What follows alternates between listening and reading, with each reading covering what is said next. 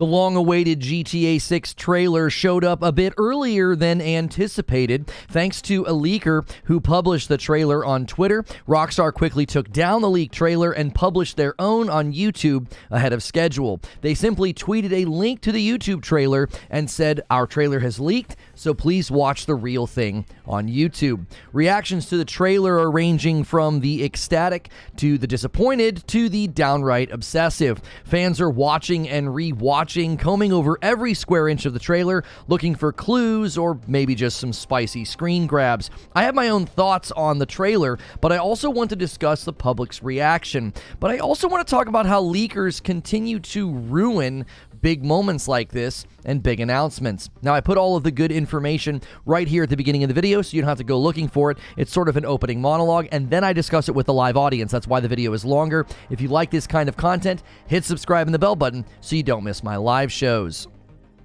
So the GTA 6 trailer that was an announced and scheduled trailer had to jump the gun thanks to a leaker who seemingly forced Rockstar's hand. Rather than spend the rest of the day doing takedowns of the leaked trailer all across the internet, they simply took down the main offender and then published the video early. We had planned to go live earlier in the day on Reforge Gaming and do a normal sort of let's watch this, let's talk about this, and then have a moment, right? But now that doesn't really make a whole lot of sense. So I'm going to give you my reaction to the trailer first, my thoughts about it, but there is also a lot to break down and talk about, from the graphics to the scope of the game to the tone, the vibe, even character movements and lighting. Second, I want to discuss the public's reaction to the trailer. It seems overwhelmingly positive, but there is a lot of mixed reactions to the release date that showed up at the very end of the trailer. Obviously, a whole range of thoughts about the leaker and leakers in general, which is what I want to talk about at the end, as a leaker has once again taken the wind out of the sails of an announcement. Obviously, that's not really possible for GTA 6, as that would be like trying to slow down a hurricane, but the pattern of leakers jumping the gun on big or even surprise announcements has become pretty commonplace.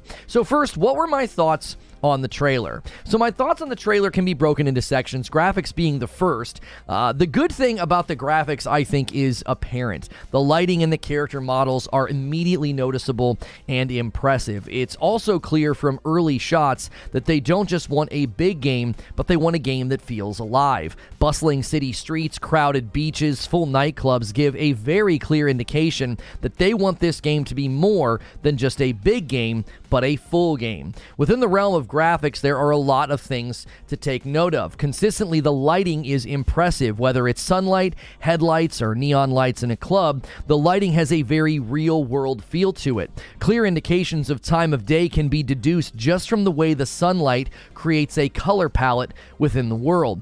More than lighting, the character models are impressive.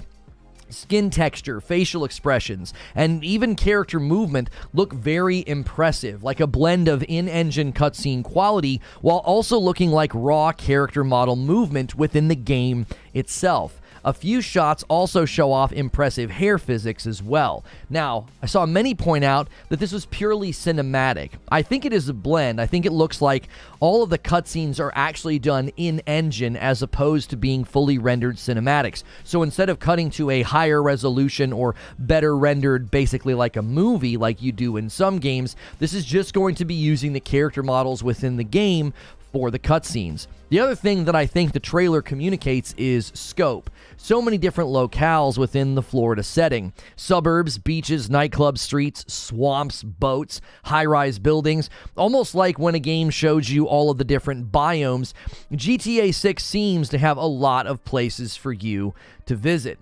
I also really liked the tone. It feels very current with police videos, local news videos, vertical viral cell phone videos shown throughout the trailer. I also find the potential story to be more interesting to me. A true romance vibe, a modern-day Bonnie and Clyde story is more interesting to me than just the classic mobster, gangster, or criminal story arc. Obviously, as a Safe for Work channel, there are elements of the game that just wouldn't really fit with my content, but I would imagine that a game like GTA 6 offers a lot of freedom, so if someone wants to avoid the more risque or spicy environments and content, they should be able to do that. We'll obviously have to wait and see if they make you go into some of those areas in the game. So what did the public think about this trailer. Overall, the public response has been overwhelmingly positive. At the time of writing this monologue, I wrote this at 9 a.m. Eastern. That was when the trailer was originally supposed to go live. That's 14 hours on YouTube. It had 65 million views with 7.5 million likes. Now, just an hour later, it's at 69 million views, nice, and 7.6 million likes. So in just a matter of an hour, it has amassed 4 million more views, so almost 70 million total views at this time. It is the #1 trending video on YouTube and will likely be the most watched, if not one of the most watched game trailers in history. Now, this is typical. I did see some negative response, though, to the fact that the game will not be landing on PC when it launches. And this is typical for Rockstar, but I think many were hoping for a chance for something to be different this time around. Just this morning, PC Gamer published an article entitled, "There's no technical reason Rockstar can give for why a PC version of GTA 6 isn't arriving with the console release." PC Gamer feels this is purely a marketing move and that Rockstar wants as much control over the PC version and the modding as well. They cited something that happened with GTA 5. Now, I wasn't able to find if Rockstar has ever given a concrete reason for why they take this approach, but it certainly is a sore spot for PC gamers. Just a quick Google search for GTA 6 PC will find a host of articles confirming that it's not coming to PC when it first launches, with some bemoaning the choice. Tech Radar said, "Damn it, Rockstar, why isn't GTA 6 coming to PC at launch?" They also took issue with the 2025 launch date. They said, first of all, there's the release date reveal, and it ain't pretty. All we got was coming 2025. That's ages away. I'm not sure how roughly 18 months is ages away. Obviously, if it lands late 2025, that's basically 2 years, but that's nothing compared to past gaming marketing windows, especially if you look at what Rockstar typically does. It typically is announcement trailer, and then 2 years later, the game comes out. At the latest, maybe we're, looking at, 24 total months. I have always said I don't really want to hear about a game unless it's within the 12-month window. And I have said at the latest, maybe 18 months. You got to remember, it's December of 2023. So 2023 is over. We're a month away from 2024. So if this trailer would have landed in, February or March of 2024, I don't think people would have been shocked to see, oh my gosh, I can't believe it's coming out next year. You have to remember, this is GTA 6. A 2-year window after the announcement trailer is totally fair for a game of this size and popularity. There was also the earnings call that anticipated a large influx of revenue for them in the fiscal year that ends in March of 2025. So we could be looking at a Q1 2025 release, which is honestly not that far away in the world of gaming announcements and trailers. They have all next year to do gameplay reveals, interviews, and dominate any gaming event that they tend to show up to. So I definitely saw a mixed response to the 2025 release date in the public. Some are saying, hey, look, take all the time that you need. I said that this is plenty of time for them to really get it polished and ready to go, but I don't see any evidence in the trailer for a need for polish. It looks quite good, and I sort of agree with people. Take all the time that you need. This is an ambitious title. This is a huge title. They have a lot riding on this, given the popularity of GTA Online and GTA 5. Now, others are angry, which I find strange.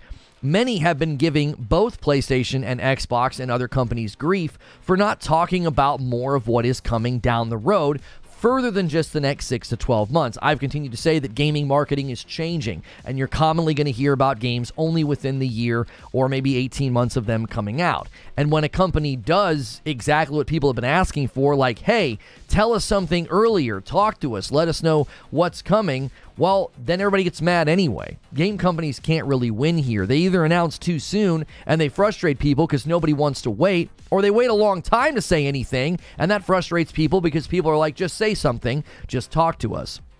The last element of the public response has to do with the leaker. Many are metaphorically calling for the leaker's head, feeling that this person ruined a huge moment not just for Rockstar, but for the gaming community. Instead of a huge, memorable, and even historic event that we all got to gather around the table for, it was a random push in response to a scumbag who wanted to promote some crypto. Many are dismissive of this and say it doesn't really matter. Look how many views the tweet and the trailer got for Rockstar, but that's not the point. One of the most enjoyable aspects of gaming is the communal aspect. Live events, showcases, and major reveals, they're exciting. And like many things, they're even more exciting when shared with other people. Streams and live chats were scheduled. Folks had planned their day around this video's release. Just look at the viewership and think of how many people out of the 70 million were looking forward to this, and it felt like this momentous occasion within the gaming world. And instead, we got a poor quality version with crypto plastered over it, and the publisher felt like their hand was forced. They could have spent the next 14 hours smacking down every re-upload all across the internet, or just push it live and take the attention away from the leakers. I think Rockstar made the right choice, but I don't feel like they really had much of a choice, which is the last thing I want to talk about. Leakers and the future of gaming marketing, okay? I started drawing attention to leakers being a problem when the Metal Gear Solid trailer was nothing more than a met expectation rather than a huge surprise. Everyone knew it was coming. So the artistry, the timing, the pacing, all the work that went into the Metal Gear trailer, it didn't land like a surprise or like a bomb. It felt more like a showcase bingo checkbox, like, oh, we knew that was coming. Tom Henderson of Insider Gaming seems to think that Rockstar shot themselves in the foot by uploading the video ahead of time and announcing it. Once the video is on the YouTube servers, it's basically a countdown before someone figures out a way to get to it. And I'll be honest, the leaker meta is getting old. But I am torn. I like outlets like Insider Gaming. I like Tom Henderson. I've appreciated all the articles from Bloomberg about, listen, this is what happened to this massive failed game or this flop. Outlets and individuals having sources in the gaming world is helpful, and I believe it's good for the consumer. But it's a double-edged blade. It also means there's a constant flow of info through back channels that isn't really meant for the public to know or see just yet. Announcements fall flat or don't really register as a big surprise, or sometimes things won't happen that were heavily hinted at or leaked, and then everybody's angry because leakers had us all thinking that something was coming and it wasn't.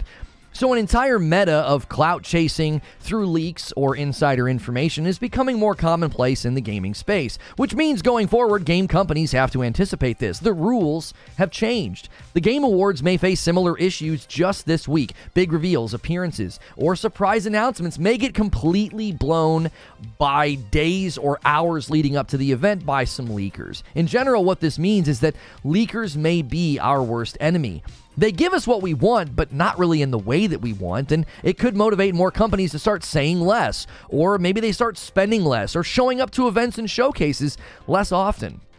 Spending months and sometimes years working on a huge reveal to only have it leaked by some faceless clout-chasing Twitter account that's banned and disappears into the ether moments later, that might start motivating companies to spend or think differently about marketing. Some have even speculated that a lot of the leaks aren't really leaks anymore. Companies are just leveraging the leaker meta for free advertising.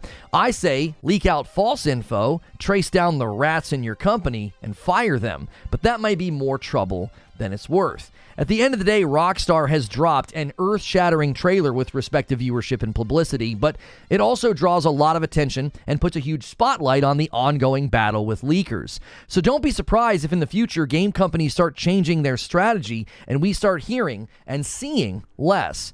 But that's just my take on the trailer and the leaker. I want to know, what do you think?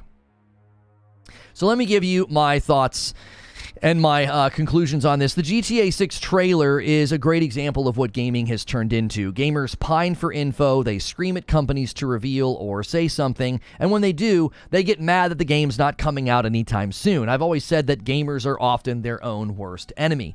The second thing I want to say is the public reaction to the trailer is an interesting experiment. Some focus on the graphics, some are focused on the beautiful women, right? Some just want to know, was that gameplay or was that a cinematic, right? That's a question I'm seeing crop up pretty often. But then a whole narrative about launching on PC or launching in 2025 crops up and becomes a point of debate. I will say that overall, this is a hugely celebrated trailer, and it's really just adding to the strong 2023 that we're having for gaming. My conclusion is this: the GTA 6 trailer proved one thing to be true. Rockstar has a very big job ahead of them. The game is being looked at as being generation defining, a turning point for big open world games. And like so many games before it, high expectations can be like a swinging guillotine hanging over the game. Hype and overpromising can be the death of a game, and GTA 6 will not have any shortage of both. From where I sit, Rockstar is a company that I believe can deliver on the excellence that gamers are expecting from GTA 6. But we currently have a long list of major developers that have somewhat fallen from grace. CD Projekt Red, BioWare, and Bethesda, and other devs continue to struggle to outshine their glamorous pasts. CD Projekt Red got Cyberpunk back on track, but it fell significantly from the quality that everybody expected after The Witcher 3. Can Rockstar get out from underneath the shadow of GTA 5 and deliver something better? Well, I believe that they can, and I want to know, what do you think? Good morning, good afternoon, and good evening. Welcome in to Input Delay, a daily gaming talk show here on Reforge Gaming. I'm your host, Lono, and we love to do live reactions to trailers. We love to do live events. So this was a huge bummer. I was in the middle of playing a game that I'll be reviewing for you guys, and I had to stop doing that, and I had to scramble to write a monologue and get everything ready for today. I didn't even have time to finish it. I had to write a lot of the monologue this morning because I was gathering as much information and feedback from people as I could, and in doing that, I almost, wasn't able to get upstairs in time for dinner. So this really threw everything off for what we were planning on doing, which I think is a huge bummer. I know a lot of you guys were looking forward to sharing in the moment, taking the morning to watch it together and to get excited, and instead it got slapped, pushed out, randomly because of a leaker, and you couldn't even see the trailer in the one that they released. They slapped crypto in front of it, which is hilarious. Is anybody actually going to watch that and buy your stupid crypto? You basically made it impossible to watch the dumb trailer. So go through your morning rituals, smash that like button. That helps us out. That's free. If you want to talk in the chat, hit subscribe. It's a daily talk show about gaming. I am safe for work. Just want to mention a couple of the ways that you can support. If you like the glasses I'm wearing, they are from Gamer Advantage. There's a link below. If you like the shirt that I'm wearing, a nice, cool samurai cyberpunk shirt, I thought it was fitting. Game in the vein of the cyberpunkian, era or game style, I should say, GTA. This comes from Ripped Apparel. There is a link below. Those are great ways to support. Also, memberships. We are trying to get back up to 2,000 members, and then we're going to set our sights on 2,500. And you guys are already started. Han shot first, and so did you. Ryan Hayer with a 5-bomb gets us started, and then I got a couple more singles here to thank so much. You guys already getting us going here. Ragnarok gifts a single, and a single gifted from Sneaky Wolf. You guys have a little bit of a member train going this morning. Keep it going. Oh, and do not forget that the Frkmas Blend is back. It's a short run. It is one of our more favored flavors of Reforge Roast. You can go to reforgeroast.com, get those orders in today, and we do have bundles. You can get the best of both worlds, which is the light and the dark, or you can get all three in the triple threat.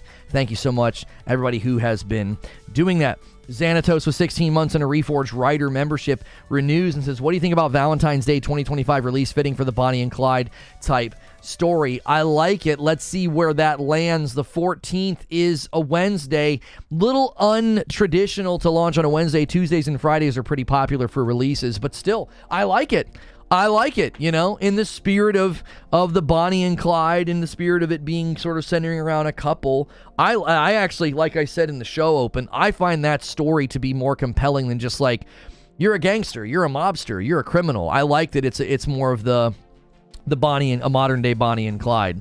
I think this is the line I'm drawing personally. Eugene says, massive difference between leaking details of a game that has been revealed and leaking a trailer or reveal. Right, I think the point that I was trying to make is I like that we have industry insiders. I like Tom Henderson. I don't have a strong opinion in the positive of Schreier, but I like what he brings to Bloomberg. He has sources. We get the inside scoop. We get the post-mortem on a game, and we wouldn't get that if these guys weren't plugged in. But what that's done is it's created an environment where everybody's trying to do the same thing. They're trying to get the scoop. They're trying to get the leak. They're trying to get the clout from jumping the gun on something. It's sort of creating this meta. Now, I'm not saying that Tommy Hendy or Bloomberg are like causalities. I just think they're part of it's what Zubair taught me a long time ago, right? It's an emergent property. The digital age and the growth of gaming and the growth of marketing within gaming has created this sort of ravenous, we want to see it right now. That's true of humans in general, but in gaming, what it does is it creates this opportunity for somebody to say, I'm going to get it and I'm going to show it to you immediately. And then what that turns into is, well, now we're getting things when we shouldn't. Now we're having announcements essentially ruined and spoiled. You know, I always am going to go back to that Metal Gear trailer. That Metal Gear trailer would have been a huge moment if nobody knew it was coming. When you finally saw the main character at the end, you'd be like, oh my gosh, you know, this is Metal Gear, right? And I think that was absolutely, like I said, like a bingo check card. It's like, yep, we knew that one was coming. The Tom Henderson post was a dig at the Series S, was quite hilarious. Yeah, that was pretty funny. I find that kind of, you know, jabbing and making jokes to be harmless and entertaining. It doesn't feel mean spirited. So I thought it was funny. I gave it a retweet. I thought it was a funny tweet from old Tommy Hendy. What exactly is the Frkmas Blend like? What's the flavor? We have all of the flavor palettes listed on the Reforge Roast website. I'm happy to tell it to you now. Let's see. Flavor profile for the Frkmas Blend. Our seasonal blend is the Frkmas Blend. Frkmas is a low acidic custom blend of citrus, chocolate, and green grape with a crisp finish. Now, the green grape actually gives it this very sort of like seasonal bright flavor. It makes it taste like a holiday Christmas coffee flavor. Like you wouldn't expect it. But the green grape is a great touch. I'm drinking some right now. Is that a Puma shirt? Oh yeah. This is my jacket is a Puma, and the underneath is a Cyberpunk Samurai shirt. Gifted member from Joker Quinn. Thank you so much for doing that. Joker Quinn takes us to 8 out of 25. We're really trying to pump up those membership numbers, guys. If you have been helping us in the past, thank you so much for that. We are aiming at 2,000 right now. We're trying to get back to 2,000 members. And then I'm going to do something really, really fun with you guys. Hilly and I are going to stream again on the 15th. But on the 22nd, we'll do a stretch goal of 3,000. If you guys want me to sing Christmas carols and bring back a night of Frkmas, I will do it. But I don't particularly enjoy doing that. I don't like singing Christmas carols on stream, but we'll do that. I'll put on the Santa hat and everything. We'll bring it back if you guys want to do that. That'll be the stretch goal. 2,500 is for community game night. So let's get it going. Eugene says, PS5 will be close to 60 million by March of 2024. If it was finished, they wouldn't be waiting until 2025. Grape flavored coffee. It's not grape flavored. It's like a hint. It's not the primary flavor. You can sense it in there a little bit. Force of Will says, I'll help out with that. And he gives a member and bumps the line to 9. You guys can help bring back a night of Frkmas. We used to do like 5 nights of Frkmas. That's really, really tough for me to do. Puma threads looking proper. Oh, thank you. I appreciate that. I'm actually wearing Adidas pants, though. I have Puma pants that match this jacket. I got this one, when I was coaching soccer. Figured I wanted to look legit, you know what I mean? 25 months from Fozimoto, and it's a VIP. A very Lono Christmas album incoming for sure. Leakers nowadays are just ruining all the hype towards everything, mainly in the gaming industry.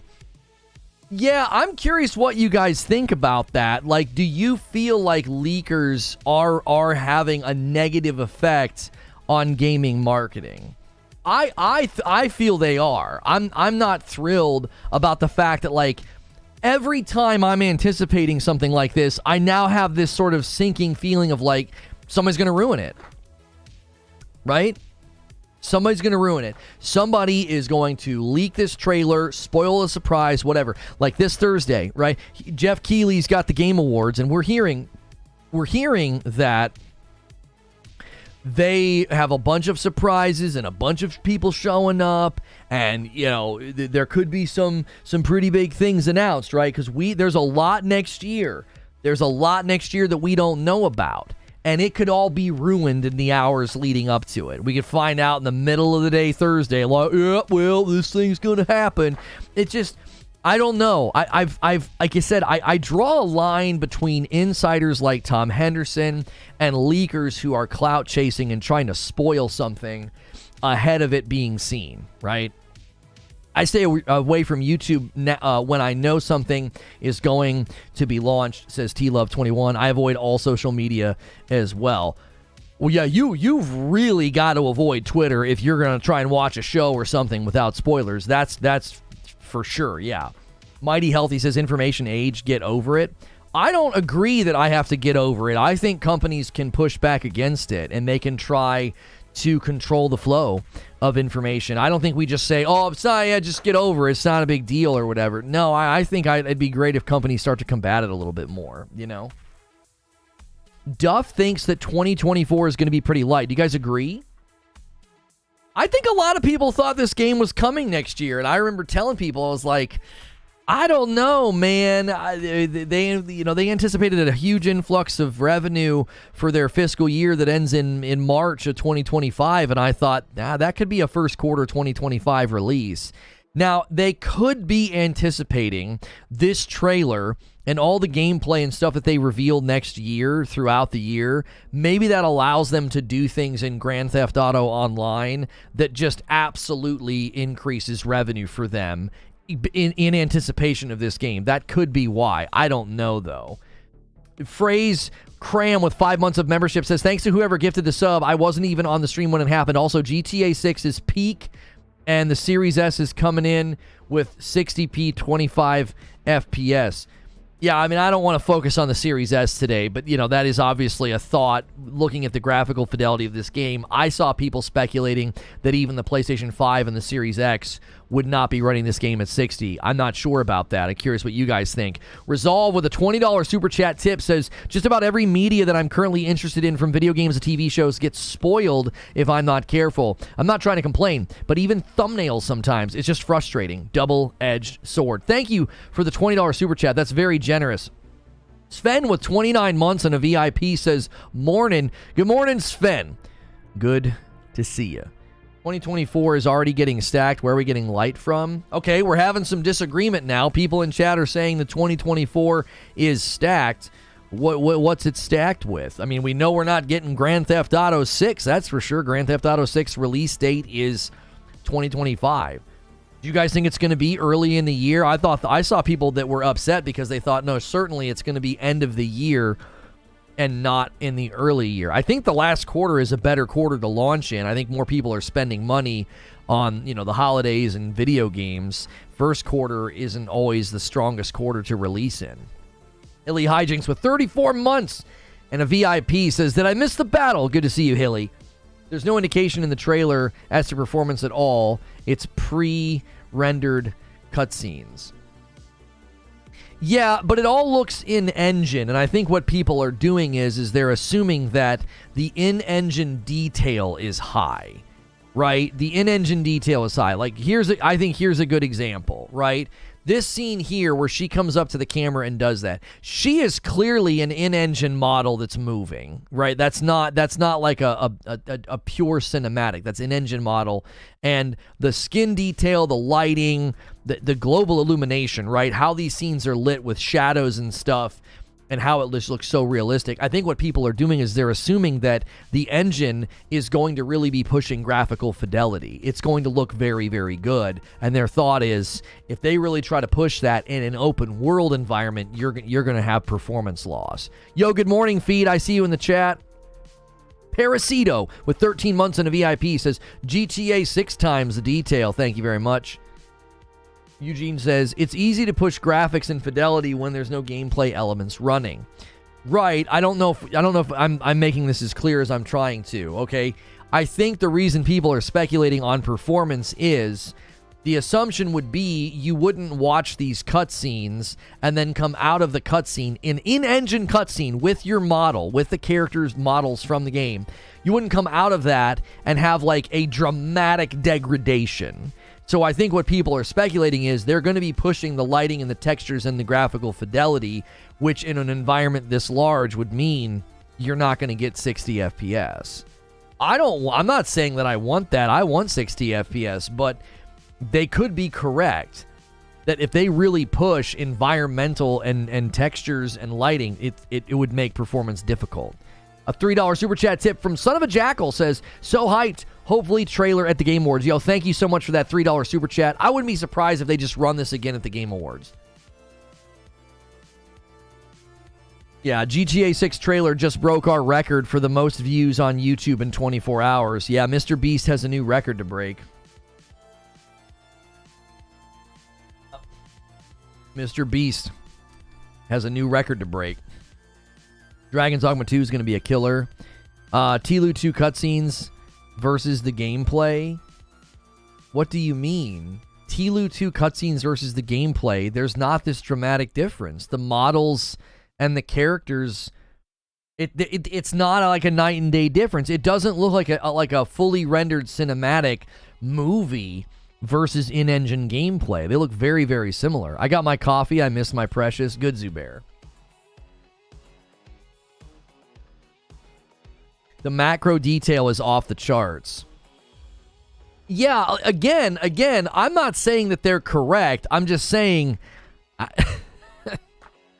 they've worked on this game a long time. I don't know. I have no idea if their goal would be to have something look this good in the trailers and this good in the cutscenes, and then they turn it all way down. Again, if they prioritize that, I'm on your side, by the way. I'm just trying to represent the people that said what they said on Twitter. I'm on your side.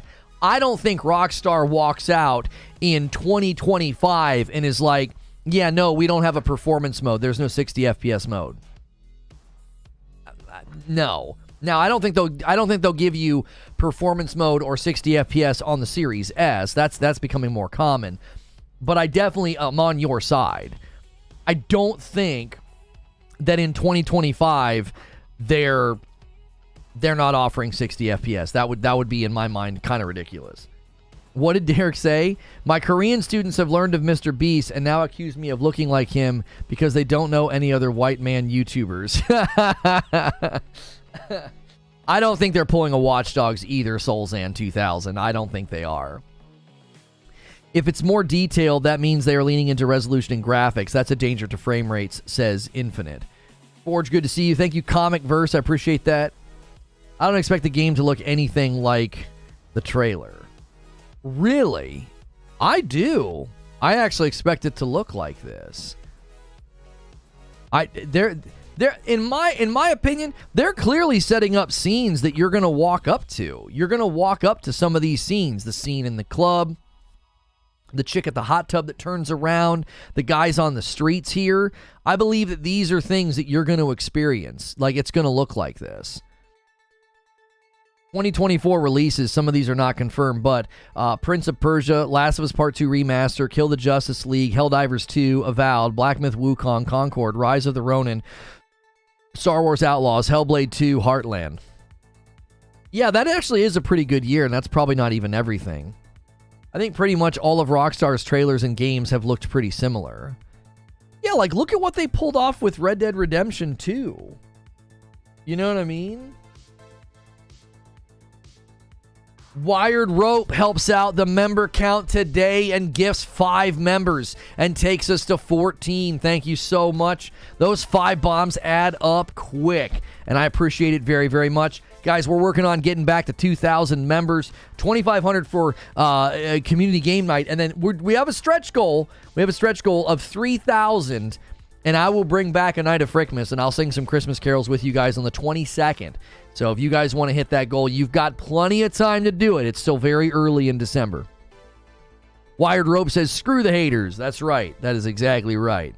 GTA 6 trailer looks like one long TikTok video. I actually think it's funny that they include the viral clips, and a lot of them are direct references to things that have happened. The girl twerking on the car, the guy pulling the alligator out of the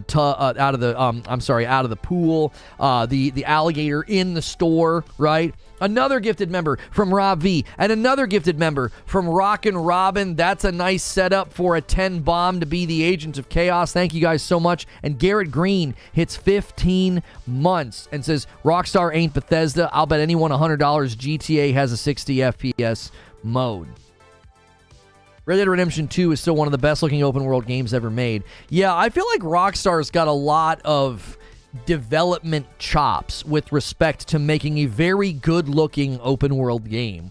I don't know if Red Dead Redemption is better looking than certain games like today. People will make that claim. They'll be like, well, this doesn't look any better than Red Dead Redemption 2. I think sometimes people overstate how good looking Red Dead Redemption 2 is, but I would say it is still in the top running for good looking open world games. It's in the top running right now. Even as old as it is, I would say that it would be included in a top 3 or a top 5 list, no doubt. It would fight for first place, honestly, if you compare it to, I'm trying to think of some of the best looking open world games. I think the difficulty too is where you can put them, because like Cyberpunk open world right now has got to be one of the best looking games I've ever seen if you put it on the right, if you put it on a crazy PC. Joker Quinn with a gifted member. He keeps the member train going. A little bit of a member train going right now. You guys can hop on and contribute to those who need a membership. You can do a single. Can't argue there. Red Dead's the GOAT. Captain Toasty Buns with 24 months. Thank you so much. 2 full years for Toasty Buns. That's a red badge. How did you feel personally that GTA 6 got late? I was ticked. At a 10 bomb from Brian. He takes the lead today on most gifted members, but he also takes us past 25, the agent of chaos. Thank you so much, Brian. Takes the member train into overdrive. That is very, very kind of you, Brian. Appreciate that very, very much. He's like, I want to hear these Christmas carols. That's great. Red Dead 2 was also running on a base PS4 and an Xbox One. They have much more power to work with now. That's an excellent point, Mr. Anderson. That is true. That is true. They do have a lot more to work with. Previous trailers and how detailed their worlds were in trailers. Fog going way down as rendering distance goes up, says Butters. Nice side-by-side comparison to GTA 4, 5, and 6 over there from someone on Reddit. Locke says not waiting for the buzzer today. No, right out of the gate. Hey guys, this is a good game. This is a good game to grow the community with. I really do think that. Like between now and when it releases, I think we could do some really fun things with it. There's a lot of fun things you can do with servers and role play and playing with people. Like there's a lot of fun to be had in a game like this, I would imagine. Red Dead Redemption 2 set to 11 on PC is very nice, but Cyberpunk with path tracing is another level. Have I ever mentioned this before? You have mentioned path tracing before, yes. And a 20 bomb from Online MVP. He comes in. He was a top 5 gifter last month, and he says he's going to do it again this month. If that's the pace we're going to set, 20 members from Online MVP, and we're on the doorstep of 50 members already. Every 25 members, I give 5. That's why we keep bumping the goal up, because I can keep gifting back to you guys. Thank you so much. And some re-upped members. Online MVP with 33 months on a VIP Gold. So much support for the channel. D Dizzle with 27 months on a VIP. Good morning, Lono. So hyped for this game. Okay, Paris says, check something in. Okay, Paris says, the trailer has way more high-fidelity lighting and atmospheric effects than we'll actually see. Keep in mind that the trailer could easily have been recorded in-engine on a dev console, which has stronger specs than production units. The models would still look pretty much the same unless they do some major optimization passes, but textures, lighting, and frame rate could take a major hit when it gets released unless they've discovered some insane wizardry for their engine. Yeah, the lighting is something that I tried to talk about because at numerous points, the lighting looks like real world. It just the way that what the time of day, you can tell what time of day it is by the sun. It just sets a total natural color palette for the world, especially like right here. I think when they take this one turn, you can clearly tell, like right there, you know what time of day it is. And then there, when the lights from the street and the car, like that one right there, the whole world is like washed in a dusk color palette. Like, it just feels so natural and so real. It wouldn't surprise me at all if a lot of that lighting doesn't look as impressive once you're in the game, for sure. That's really demanding. Again, unless they figured out some wizardry. I still can't believe they're giving up on Red Engine. This is amazing. Yeah, I mean, they're not giving up on Red Engine. CD Projekt Red has indicated that they're going to be coming back to Red Engine in the future, but for right now, all projects are Unreal 5. So, yeah, I don't think we don't want to walk away from Red Engine. I don't think they're saying that. I think what they're saying is they're going to go to Unreal, and then they're going to come back to Red. They've really softened up on what they're going to be doing with engines. At first, it seemed like a total pivot away.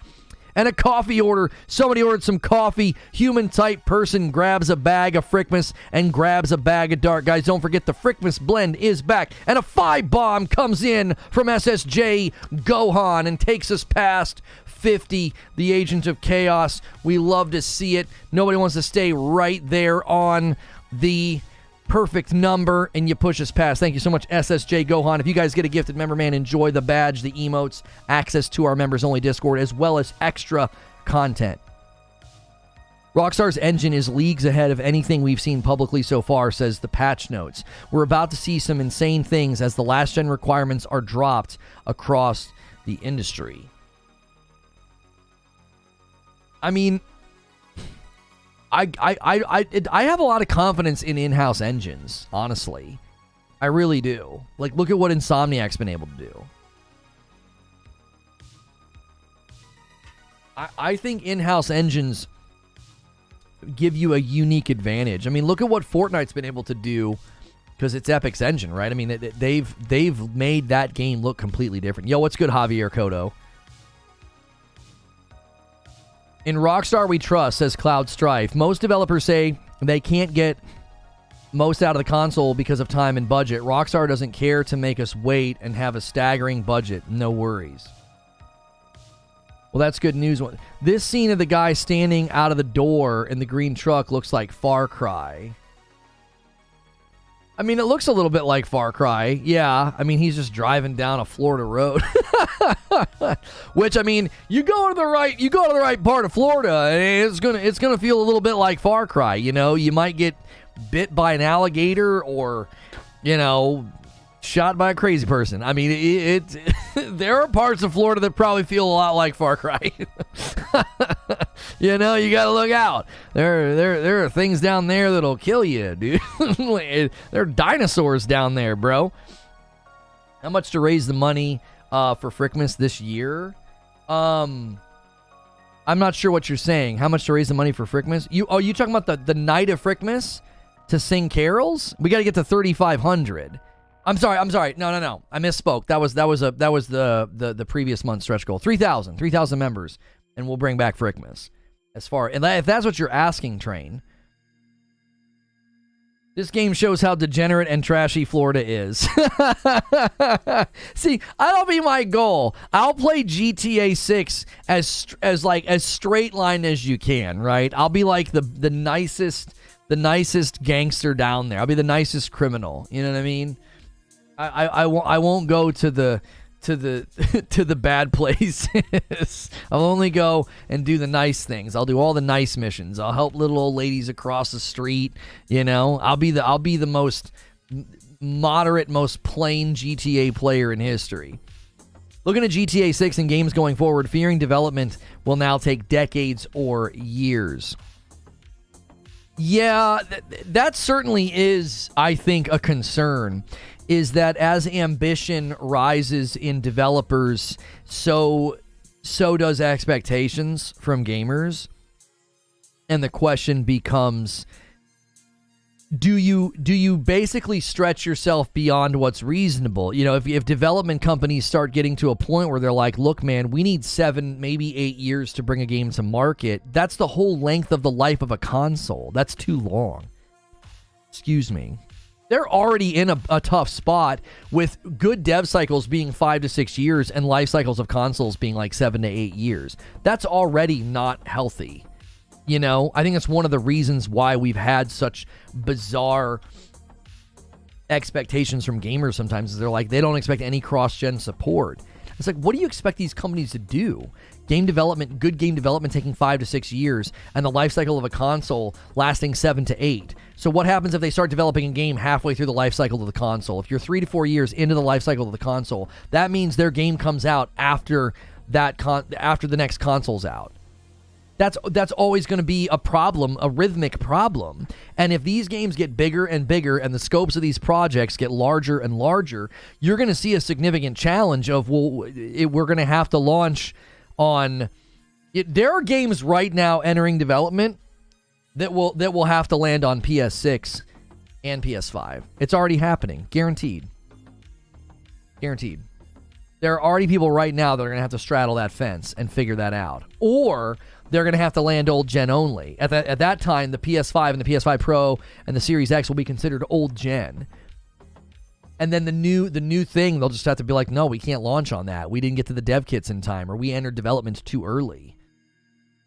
Paris says, a good way to think about in-house versus third-party engines, it's like a grocery store. If you're using someone else's engine, you're subject to them reorganizing the aisles or not stocking something that you really want, so you get your things. You might have to spend longer in the store or even go to multiple stores.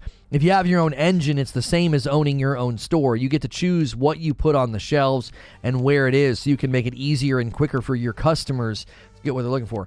Right, yeah, to go back to what we were saying, you know, if Rockstar's in-house engine, if they've figured out some, you know, ninjutsu and some really amazing optimization tricks to get some of this lighting and to get some of this graphical fidelity running in the world, like when you're running around in the open world or driving around, that will be spectacular. I mean, that'll be impressive.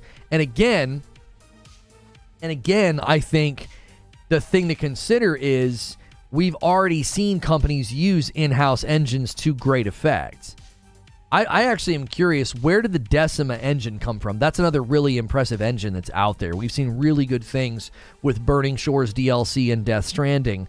So was that an in-house engine at a company that is now being used elsewhere, or is that an engine that like anybody can use? That's also why we end up with something like TLU 2 Remastered. Naughty Dog was caught in the middle of two gens twice now. Right, and I think that's always lost in the discussions about why are we supporting the old gen? Why are we doing remasters? Why are we doing remakes? And it's like, that always gets lost in the discussion, because it's like, you have to consider the fact of when these games enter development and, oh yeah, we can't do all these cool new things, but we would like to. Decima is in-house Sony made. Kojima licensed it from them. Oh, it is Guerrilla's engine. There you go. There you go. I think we're going to see potentially something with Rockstar. Rockstar is going to drop this game, and people are going to say, "Yo, that engine! They figured out some really, really good tricks in there." Because a lot of people have been thinking that like Unreal 5 is the future, but you can clearly see from releases like Lords of the Fallen, Unreal 5 is posing some challenges. I don't think it's as easy or maybe as good or as great as everybody thought it was. It seems to be posing some difficulties with optimization and just getting games to run well. Damien says, I felt meh when I saw the trailer yesterday. I don't know what I was expecting, but I have not much hype for GTA 6. Well, what's your background? Do you like GTA 5? Do you like GTA Online? Like, is this your kind of game? I typically have not gotten into GTA. I tried playing GTA 5, and the characters I was playing as, they kept using the N-word, and it made me uncomfortable. I've always been a safe for work broadcaster, and I was like, holy moly, like it makes my skin crawl. You know what I'm saying? And so I was like, I can't do this. I think people thought it was funny because it was like so not me. It was so off-brand for me to be playing it, but I couldn't play it at length. I think it was a bounty board or something over on the other platform at the time. So I think it was like a sponsored segment or something. But the reason that this one seems a little bit more compelling to me is it doesn't seem like classic gangster, classic criminal, mobster story arc. It's more modern day Bonnie and Clyde. And that to me is just more interesting. It's like, okay, there's going to be a relationship aspect to this. You know, would I be able to play this game, you know, co-op with Madam, and we're each one of the characters? Like, is that a possibility, you know? Don't have much excitement for it either, says Eugene. That genre just doesn't land on me. No interest in role-playing that. Damien says, from my perspective, the trailer was more like, this is the new GTA Online, rather than this is the new GTA. What makes you say that? I feel like there's a pretty good amount of focus on the story and the two main characters, as well as the world around them. I mean, actually, you know what? I actually think you're right. I think they blended the trailer with not just, here's a great story about two characters, about two outlaws. It's, here's a great world, which I think you're right, is them sort of passively promoting GTA Online. Rockstar patented new crowd generation technology, new lighting technology, and some other things about 18 months ago, not public yet, says the patch notes. Not sure if they would license the engine when so much of it is proprietary. So you're saying they've made breakthroughs with crowd generation tech and lighting. One of the first things I talked about in my show opening monologue today was they didn't just build a big world. The world is full. There's crowded beaches, there's bustling streets, there's stretches of highway with tons of cars, there's nightclubs, there's that one shot with all of the flamingos. It's like, what is going on? Like, this game feels packed with activity, not just like, oh, it's a big city for you to run around in.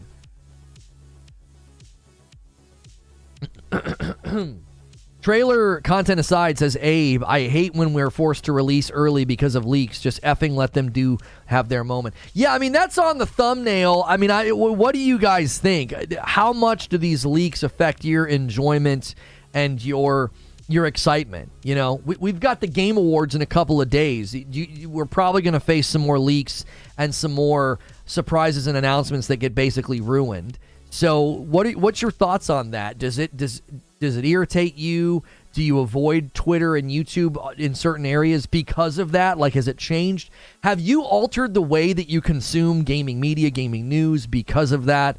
You know, I don't think there's any way to necessarily stop it. I think there's ways to work against it. I think it's always going to be an ever-present reality that we have to deal with. Eugene says, it's actively killing innocents and being a criminal. To borrow from you, it's a childish game to me. Yeah, that's why I was curious. You think they would give you the freedom to not play in that way, right? Can you be an outlaw with, like, a conscience, you know? Or am I going to have to, you know, shoot somebody that I don't want to shoot? That's always my issue with a game like this, is I like to play a game in the way that I would play it. I think that's one of the reasons I loved Ghost of Tsushima, was because it doesn't give you a lot of freedom because it has the linear story, but it plays out in a way that resonates with me about fighting against the desire to be vengeful and seeking revenge, but instead doing what's right while maintaining inner peace. That's just, that really speaks to me, right? And things I've been through. But, you know, a game where I'm going to be, you know, running around, like if I've got to shoot innocent people or, you know, like police officers and stuff, it's like, I don't want to play a game like that, you know, because people are giving Elon Musk grief over that, and they're like, it's not real, and it's like, but part of video games is immersion, right? Part of video games is immersion. I want to be immersed into being the character and feeling like I'm losing my friends, or I'm suffering and now I want to go, you know, get the bad guy. Like, that makes the game enjoyable at a deeper level. And if they came out with a game that was like, yeah, your job in this is you're a contract killer, and your unique set of skills, you're hired to kill children. Like, I wouldn't want to play that game. I'd be like, I don't want to play that. That would be disturbing. You wouldn't want to do that. Like, that would be gross. That would be way over the line. That's hyperbole to get across the point that some people might not be able to get immersed in a game where you're doing stuff that's kind of contrary to your own beliefs or contrary to your own life. You're like, I wouldn't go to a strip club in real life. I don't want to do that in a video game, right? I wouldn't just murder people that are innocent. Like, a lot of games that I've played, you're doing the right thing, or you're standing up against the bad guys. Like, being the bad guy, I think, can be fun. Like, imagine a game where you're the Joker, right?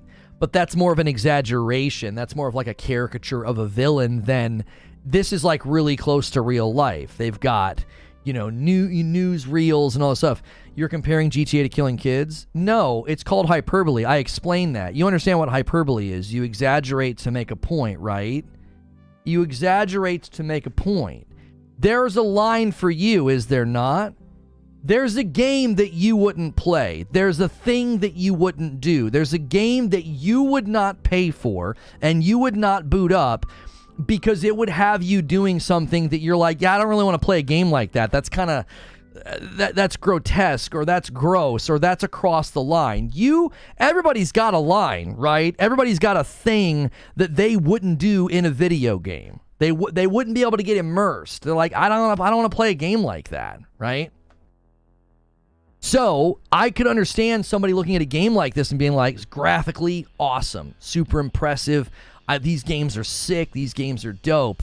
But I wouldn't have any interest in doing any of that stuff. I don't want to be a gun runner or a drug dealer, or I don't want to be going to strip clubs and killing cops. Like, to them, it's too antithetical to what they would do in real life. Like, you can get into like a mythical game where you're playing as like a knight and you're killing dragons and trolls and and orcs and stuff, and that's not real. It's just like, it's totally made up. You're entering into like some fantasy realm. Even in that fantasy realm, you're gonna make decisions based on your personality. You're gonna make decisions in the story based on like what you would do. Sometimes, maybe not. Maybe you just want to see what happens. Like, oh, I wonder what happens if I shoot this guy. But in a game like Grand Theft Auto, like it's real world. Like, it's a real locale that we're all familiar with. It's people recording things on their cell phones. It's things that we see in the news, and it's like, there are people that would boot up a game like this and be like, I don't want to play a game that's going to put me in situations where I'm doing stuff I don't want to do. Like, give me a choice. You give me the choice of, do you kill or do you spare? Well, then I think more people would like that, because they're like, well, I don't want to have to do it. If I can avoid it, then that'd be my way of playing it. Imagine playing through, Mass Effect, and they're like, no, you have to do this. Well, it would take some of the fun out of it. You'd be like, well, what if I don't want to? What if I want to be renegade? What if I want to be nice? What if I don't want to romance? What if I want to romance everybody? I think that's in general where a lot of people come from. It is, they look at a game like this and they're like, well, I'm probably going to be forced to do things that I don't want to do in a video game. And not everybody's like that. The point doesn't work if you use that much hyperbole. No, you misunderstand the function of hyperbole.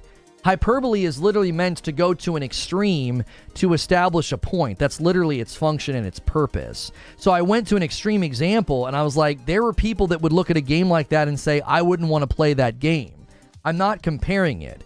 Guaranteed that is what people will say I did, because liars have to lie. Like, it's in their nature. I was not comparing it. I was saying, if a game went farther than GTA, some of you would say, I don't want to do that, right? You would say, that's too far. Everybody has a line. And video games immerse you into the story. And if it immerses you into a story that has you doing stuff that you're just like, I'm not interested in that. There are people that are just going to say, no, thank you. They're like, I don't want to play a game like that. And I understand why they would think that. I don't think that's weird. I don't think they're being like a stuffy, Puritan or something. I just think they're saying, that's not something that I want to spend my time doing. There are games, I'm sure there are games that people don't play because they feel like the story's lame or stupid or boring or cheesy, right? Same thing. You're a geek. Is that supposed to be an insult? Eugene says, I love moral ambiguity situation, apocalyptic etc. You're killing people, but GTA doesn't have that. It's very clearly modern day, and your characters are the worst of society. Zero interest. Well, that's what I mean. Like, why? What? I would like a game like this where you don't have to be the worst. Couldn't you be the gangster with a heart of gold? Couldn't you be the Bonnie and Clyde that tries to do the right thing? Like, I've always enjoyed villains that don't feel villainous to their core. Like, they try to do the right thing, or they just recently, when we were on vacation, Con Air was on, so I had to watch it. And there's that moment where you're not sure if Steve Buscemi's character is going to kill the little girl, right? You're like, oh my gosh, because he's super creepy and he's like a mass murderer, right? And he doesn't. He doesn't do it. And it gives you this sense of, oh, there's a streak of maybe, you know, good there. Or, you know, maybe there's a part of him that is still, you know, nice, right? It gives you this different view of his character. He's not just some psychopath that's going to kill anybody that walks across his view, you know? So I don't know. I just think that it makes sense for somebody to not be interested in the game. I think making space for people that are like, yeah, I don't want to play a game like that. Like, what if they made Saw into a game? Saw 1, 2, 3, 4, all the movies, right? What if they made that into a game and like you were the bad guy and you were doing that to people and torturing them and it was grotesque? There are people that would love that, and there are people that would be like, I don't want to play that game. That's not something I want to do. You know what I mean?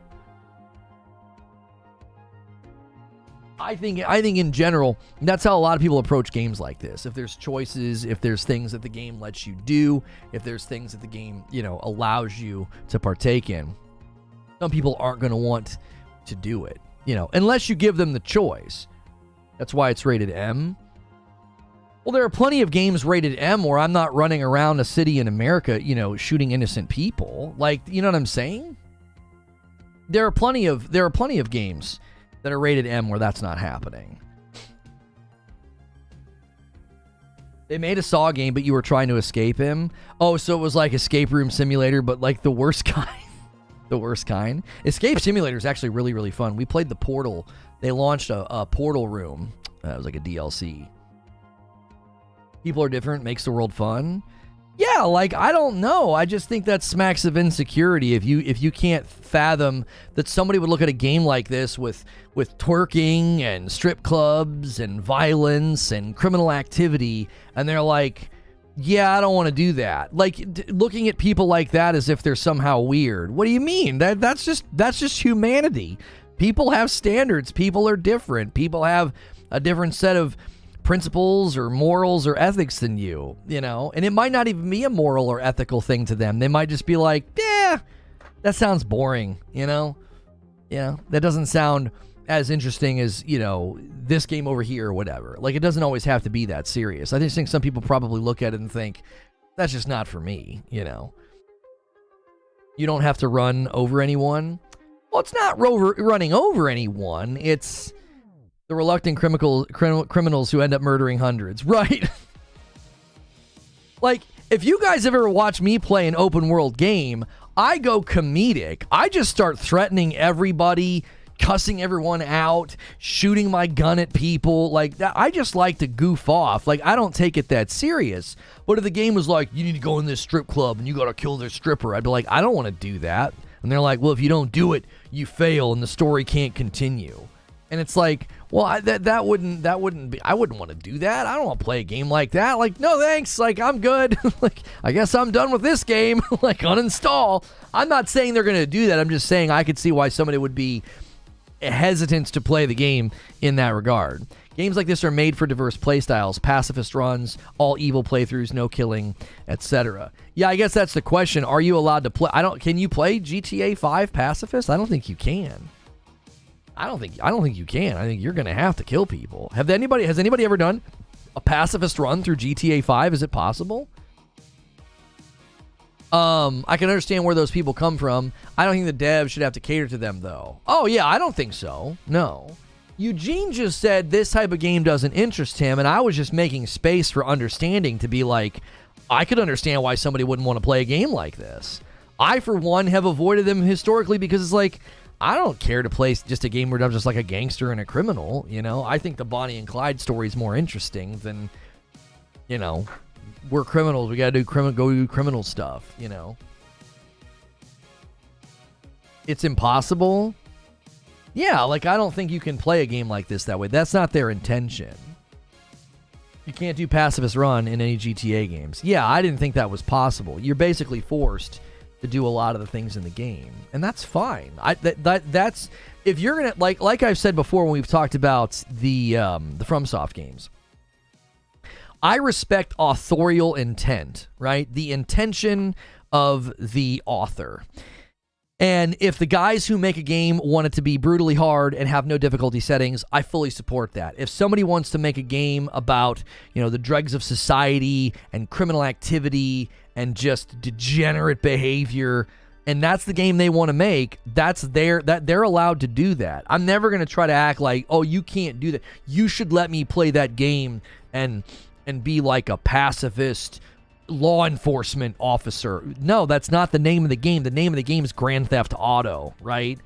Like, if you're trying to play Serial Killer 5 and you don't want to kill anybody, you're buying the wrong game, right? You're buying the wrong game. So I fully support devs being able to make a game the way they want, and you just need to know before buying it. Like, well, then don't buy it because you're not going to like it. Like, you're not going to like this game if that's what you're looking for. A 5 spot from Joker Quinn. I get where you're coming from. It's part of why I don't like COD. Too close to reality. I appreciate the 5 spot. Yeah, I'm certain there are people who love Call of Duty because of their history in the military, and there are probably some who can't touch it because of their history in the military, right? There's just a lot of that's going to play a role. Your background, your beliefs, where you come from, the culture you grew up in, the city you grew up in. That's all going to impact what you like or tend to dislike, and that's going to impact whether or not you buy a game like Call of Duty or Grand Theft Auto.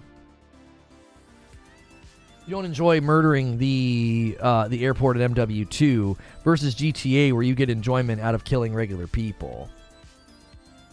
Yeah, but I think you get to a level of frivolity in games like this where it's frivolous and it kind of feels like it doesn't matter. You're just in some big open world and it's just some nameless person.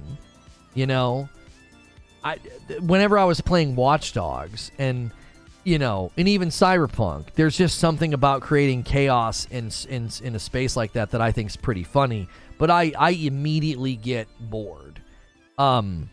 Just Cause was that way. What was it? Dead Rising was that way. I just feel like there's this frivolousness to it, like where you're just in these big open spaces and you're just killing lots of either zombies and or people. So I don't think that that's bad. I don't think that that's wrong. There's times where I'm just like, yeah, this is kind of boring. I don't think that's what GTA is. I don't think that's what GTA is at all. I think there's a story. I think they put you in all sorts of different scenarios and situations. And I just think there are people who don't like the tone and the scenarios and the trajectory of the character. The character is going to be put in the scenarios where you're being a criminal. You're doing bad things. And there are people that are like, I don't want to do that. I'm not buying into Who Killed Hugo 1,000 times, having an issue with stealing a car or killing a rival gang member. Again, I think it's different when you're in a more mythical or more non-relatable environment, right? Post-apocalyptic. If I've got to take somebody out, like the Far Cry games, right? You are having to just take people out, and you're like, well, they're bad. Well, okay, but you're still taking people out. Even in a mythical environment, I could see the difference in the separation of like, well, why'd you kill that animal, or why'd you kill that being over there? You're like, I don't know, I just felt like it, right? It's just the setting. I agree with Eugene. I think the setting is a break for some people because it breaks you from reality. You're like, oh, I'm in this mythical place, and there's aliens or there's these mythical beings. Like, you don't care. But in GTA, it's like I'm in Miami or wherever it is in Florida, and I'm on streets that are real, and everybody, it looks like real people, And the argument that like, oh, it's not real. Again, I think everybody's different. I think there are people who completely separate, and they're like, this is just fun, and it's silly, and it's mindless, and it's not real. There are other people who play a game, and they really want to be immersed into the character that they're playing. They want to build their skills. They want to make decisions in the dialogue. They want to interact with characters. And they want it to literally be almost an extension or an expression of themselves. Like, they want it to be them. They want it to be like, this is what I would do in this scenario, right? I remember in Ghost of Tsushima being mad when they killed my horse. There's a spot in Ghost of Tsushima where the lead villain kills a guy right in front of you, and like you're both like you can't do anything, you're just tied there and you just have to watch it happen. And I think that's really powerful if you've entered into sort of the mind and the character and the story, like, and especially if you really liked the character. You're like, are you kidding me? I liked that guy, you know, I thought that guy was funny, or I thought that person was really cool, or, you know, I think that is really enjoyable. There are other people that are like, I don't care. They'll play a game like that and they just don't connect with the character and they don't connect with the story. I think both people can enjoy the video game, right? I think both people can enjoy Ghost of Tsushima, and I'm really upset when they kill my horse or a character, and you kind of don't care. You just enjoy the action and the world and the setting. And in a game like GTA, I think there are people who can play it and they just completely disassociate. They don't think about the fact of like, oh, I'm doing all these terrible things and criminal things. Like, yes, this is so fun. I love doing bad things to innocent people. They're just like, no, this is just throwaway fun, dude. This is just something I do because I've always loved these games. It just lets me do whatever I want in this big open space.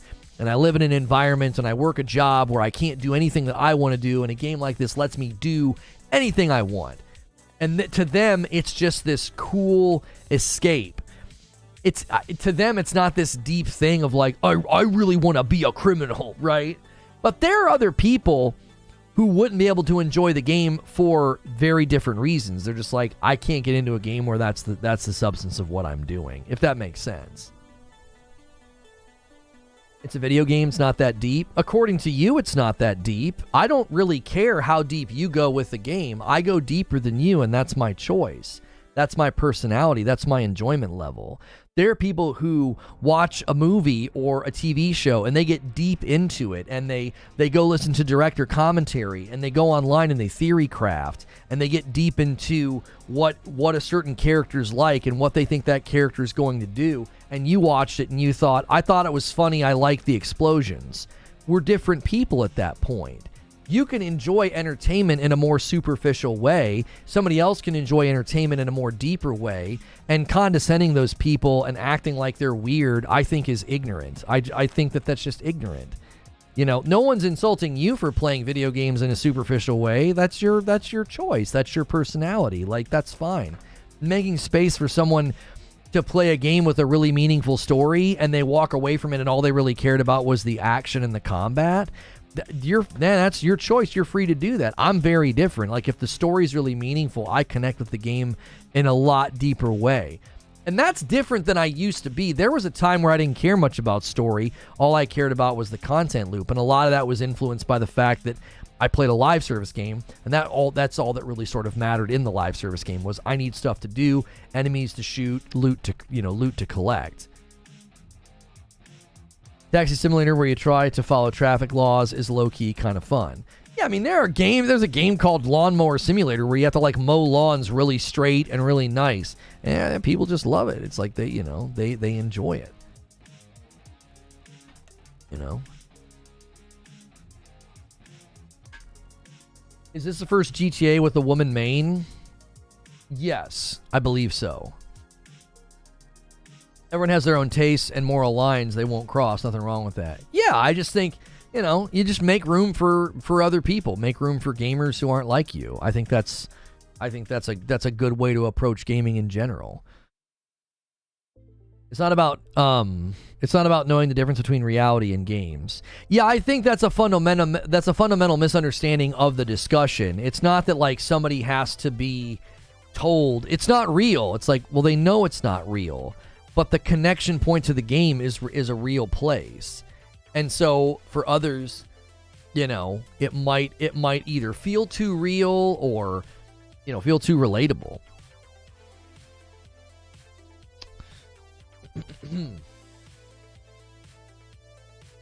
Surprised the conversation took this turn. Well, in the past, it's not. In the first GTA, you were women. Wait, in the very first GTA, you played a woman?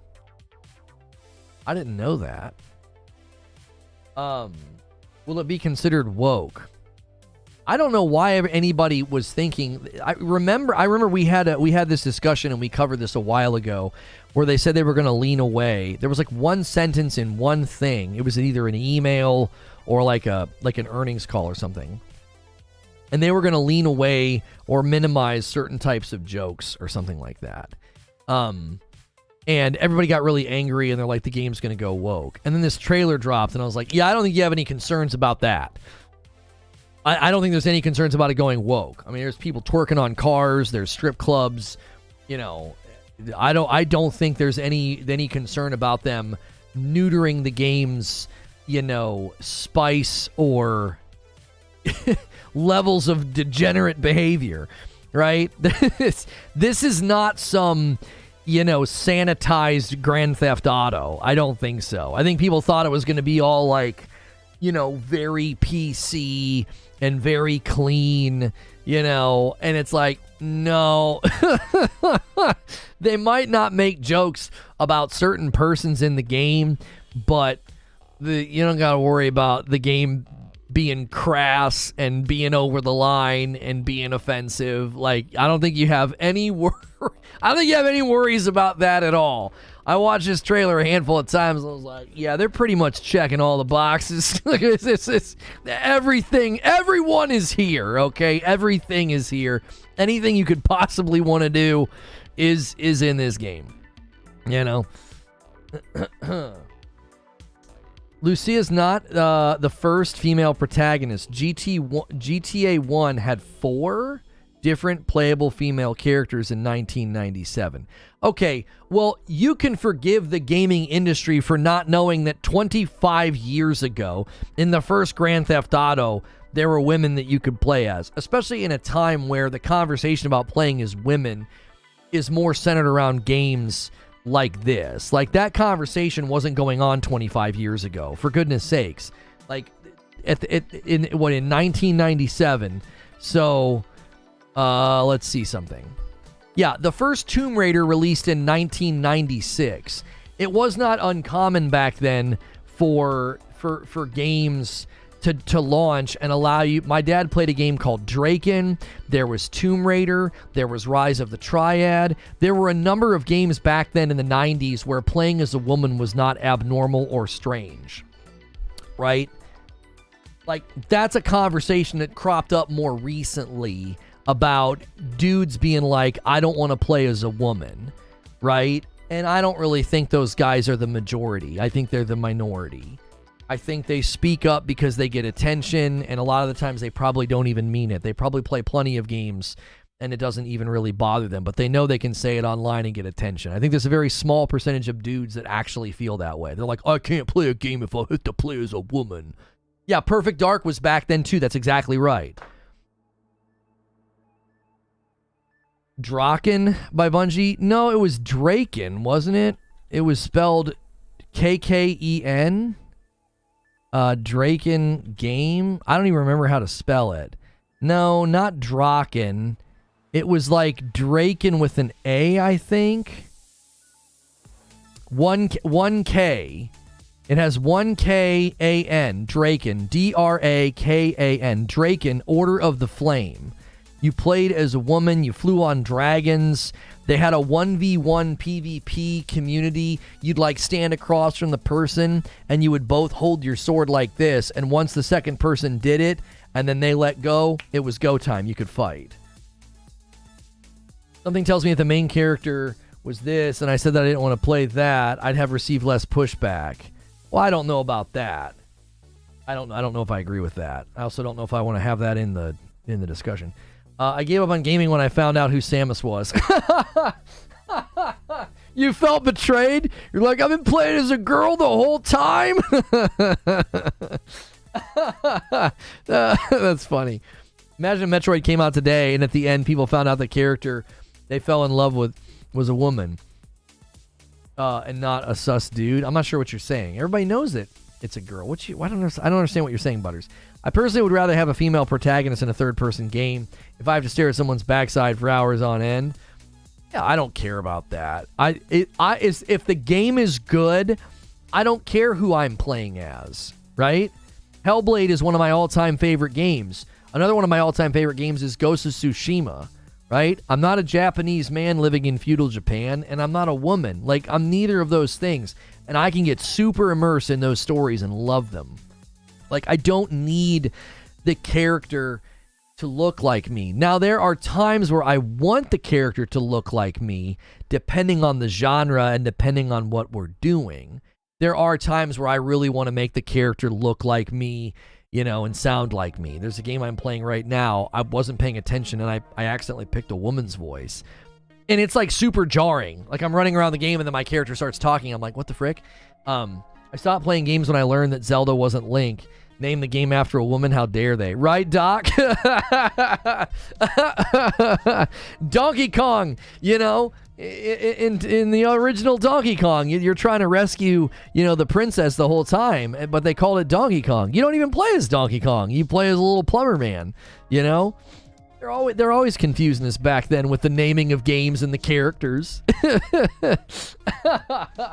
Yeah, I like playing as Aloy as much as Kratos, you know? Like, Doc doesn't like playing as Kratos because he can't jump, but, you know, I think it's... I think it's more because it's just too hard. It's probably just too hard for him, right? They added jumping in the second game, and then he still didn't finish it.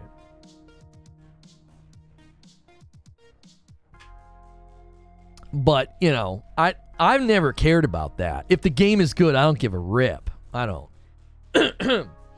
I don't. I will say this, though. If you're going to give me a character creator, either go the distance or don't do it. I think, like, half-baked character creators are always irritating. Right? It's like, either really go crazy and let me really edit what the character looks like, or just have me hit a button that randomizes the character, and then I'll eventually be like, okay, that one's pretty cool, let's go. There are games where they're like, welcome to the character creator, and they're like, here's 8 faces and 4 hairstyles. And you're like, what's the point of this? You should have just made a character for me to play as. You know? I've always felt that way. Like, I get about 4 steps into the character creator, and I feel like I can't really make the character look how I want. I just, like, I give up. I'm like, who cares? Why is the limited character creator an issue? Because it feels like the illusion of choice. You get in the game, and 4 people that you run by look like you with a different hairstyle. It's like that, like, get out of here. You know what I'm saying? Like, it needs to be either, and this is my opinion. You might not care about this, but for me, if you want me to dedicate the time to customizing my character, let me actually customize my character. I customize my character, and then I'm like, oh, that's cool. I really like the way my character looks, and I'm in the game for 5 minutes, and I see 4 people that look just like me, but they have a tattoo and pink hair instead. And it's like, just don't even do it at that point. Just don't even do it. You'd be better off putting in millions of permutations of combinations and let me hit a randomizer, and then I get in the game and I'm like, I like the way I look, and I would maybe notice or recognize certain things, but I wouldn't see 4 people that look just like me. That's my point, is like, if you're gonna do it, do it. If you're not gonna do it well, then just don't do it at all. Don't waste my time with it, and don't waste development time on it. Just don't even do it. Like, if you can't really give me true, genuine character customization. Like, in a game like GTA, that you don't even need to worry about it. You're just gonna play as one of the main characters. That just solves a lot of the issues. Like, who cares? I spent way too much in the Baldur's Gate 3 character creation. Yeah, that's one that I liked. I liked watching what people came up with that one. I liked Starfield's character creator. I thought it was great. Some of the stuff that people were able to do, like creating celebrities in the game, I thought that was amazing. I think that was one of the reasons why the front end of that game was just so, it felt so good. Like, you got to do all those fun things, like make your character look the way you want, like you pick the background, you know, you get to pick all those things. I always remember doing that in Skyrim. That was like, I remember just taking so much time on that aspect of Skyrim. Lono, is 2025 done now? Does it belong to GTA 6? Can Wolverine compete? It's Insomniac after all. I think Wolverine will be just like Spider-Man 2 versus Baldur's Gate 3, Doc. I think Wolverine will be up there, get tons of praise, but GTA will sweep, you know, unless it's an absolute flop. I think that's unlikely given Rockstar's history. I think GTA will sweep. I think Baldur's Gate 3 will sweep this year. You and I have that bet, and we'll talk Friday, man. why don't you get some time off on Friday and come on the show, and we'll do like a breakdown, you and me, and maybe we'll get Thrash, and we'll do like a breakdown of the Game Awards or something. But the point is that you and I have a standing bet that I think Spider-Man 2 walks away with nothing from the Game Awards. I'll say 0 to 1. That's my bet. Spider-Man walks away with no awards or 1 award. It's in too many categories with Zelda and Baldur's Gate 3. Like, you know what I'm saying? You'd be one of the best basketball players right now. And if you suddenly got thrust into some dream world where you were playing against LeBron and Michael Jordan, I'd be like, yeah, you're not going to score any points. You're one of the best right now. You're amazing. But you're not beating these goats. You're not getting anything. You're not going to get the ball. Okay? Like, Spider-Man 2 is fantastic. It's in a category. It's like every category. It's like in every category. It's like, oh, it's in there with Baldur's Gate 3 and Zelda. Yeah, cool. Not going to win anything. It's not going to win anything. You know? I think that's going to upset a lot of PlayStation guys. They're going to be angry about that. You know? What are you going to say? So I think GTA, Grand Theft Auto 6, GTA 6 will likely be the same in the year that it comes out. It's just going to dominate all the categories. It's a Rockstar game.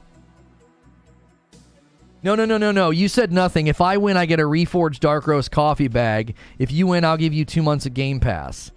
I don't need game. I feel like you're coming out like a bandit in this. You're getting high quality coffee, you know, balanced acidity greatness. I'm getting a freaking coupon to Chuck E. Cheese. Like that's not the same, bro.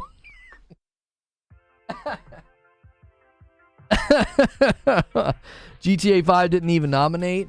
Oh, I'm thinking that this game's going to be more like Red Dead Redemption 2 and how it lands on the industry. How many categories was Red Dead Redemption 2 in? Red Dead Redemption 2 Game Award nominations. So, in 2018, Game of the Year, Score and Music, Best Action Adventure, Best Audio Design, Best Game Direction, Best Art Direction, Best Narrative, Best Performance. Like, I think Red Dead Redemption 2... I think GTA 6 is going to show up more like Red Dead 2. Red Dead 2 didn't win, though. How many awards did it win? It didn't win the big one, but how many did it win? It won Best Performance, Best Score and Music, Best Audio Design, Best Narrative. So it won 4 out of what? 1, 2, 3, 4, 5, 6, 7. Looks to me it won about 4 out of 7. That's not bad, bro. That's pretty good. I think Baldur's Gate 3 is going to have a better average than that.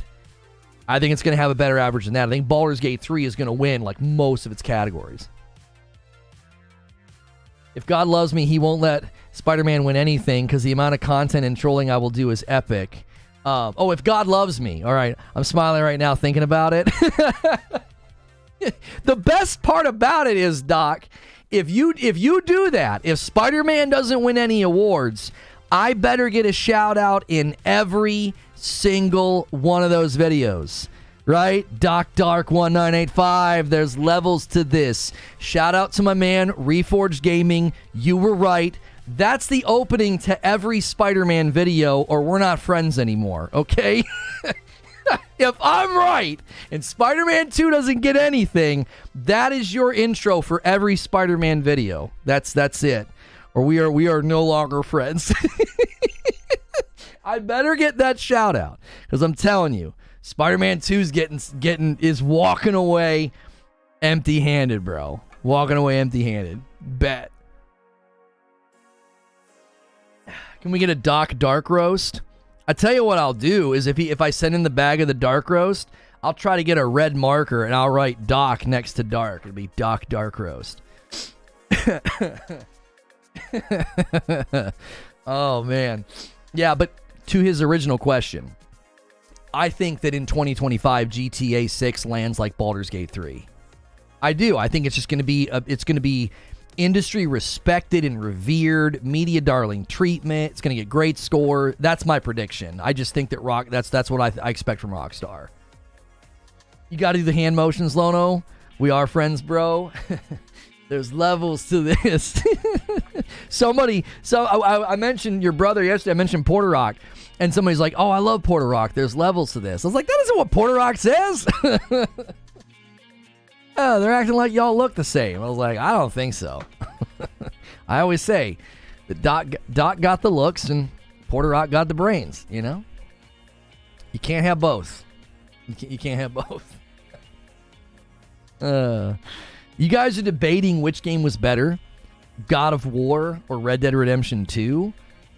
And those are such hard games to compare. You know? Those are hard games to compare, I'll be honest. Because I think back then, I would have given it to Red Dead. Like, I thought God of War was great, but I thought Red Dead was just unbelievable. You know? I don't know. It's hard too, because I also felt like God of War was, I had never played one, so I thought very highly of it. But I probably would have back then given it to Red Dead. I'd have been like, yeah, I think Red Dead was, broader in scope and what it offered, and story and voice acting and character designs and stuff. I honestly think that's a tough competition to be true. I think it's a tough competition. Either way you shake it, I think both games were phenomenal. It had dated gameplay. I've always said that about Red Dead Redemption 2. I've always thought that the gunplay just didn't feel all that great. If you guys are just tuning in, I've been live for about an hour and a half, and this is a daily gaming talk show here on Reforge Gaming. We call this show Input Delay, where I kind of delay my input on something and give you my thoughts either the day after or a couple days after. I'm a safe for work broadcaster, so you can hit subscribe in confidence. Tune in every day. A lot of people throw me on in the background of their day like a radio show. Because I am safe for work, you don't got to worry about like the language I'm going to be using. I haven't even shown the trailer all that much because the Grand Theft Auto trailer obviously is a little spicy. But we've been talking about, did the leakers ruin it? What are your thoughts on the leaker and forcing Rockstar's hand? We were all kind of robbed of what felt like was going to be a pretty historic moment, gathering around to watch a trailer at the same time, break the internet. What are your thoughts on that? We're currently kind of discussing whether or not GTA 6 will dominate the Game Awards in the year that it drops. Obviously, it's not out yet, so it's just pure speculation. But just knowing what we know about Rockstar, I think that Grand Theft Auto 6 will be massive the year that it comes out. Like a Baldur's Gate 3 level game. It'll just kind of dominate every category. They're hard to compare. Acting like one is so much better is straight foolishness. Yeah, acting like one is far superior to the other. Yeah, I would say they're close. They're close to each other. How big will the game be? Oh, I have no idea. I have no idea. Excuse me. Screw the leakers, man. Just let these devs have their big moments. If you want to leak some details, that's one thing. Leaking the whole trailer is effed up. Well, and the thing about the leaker that ticked me off is you clearly could see the level, how degenerate and stupid they were. They literally leaked the trailer and put a buy some crypto right over top of it. You couldn't even see anything. So it was low quality, and they just used it to promote some crypto that no one's going to buy. You think anybody saw that and they were like, oh yeah, let me check that out? Like, you'd have been far better buying a domain called like GTA 6 Leaks or something like that, throwing a bunch of fake artwork up and a bunch of ads and AdSense. You'd have been better off doing that. Like, what an idiot. Like, you would have probably gotten way more out of it had you thought for 2 seconds about what are people more likely to go do after seeing this. Buy this random crypto, or go to a URL called GTA 6 Leaks. Do you know what I'm saying? Like, just an idiot. Like, you're too dumb for your own good. Like, an actual intelligent person probably wouldn't have done it because they wouldn't have wanted to risk a lawsuit.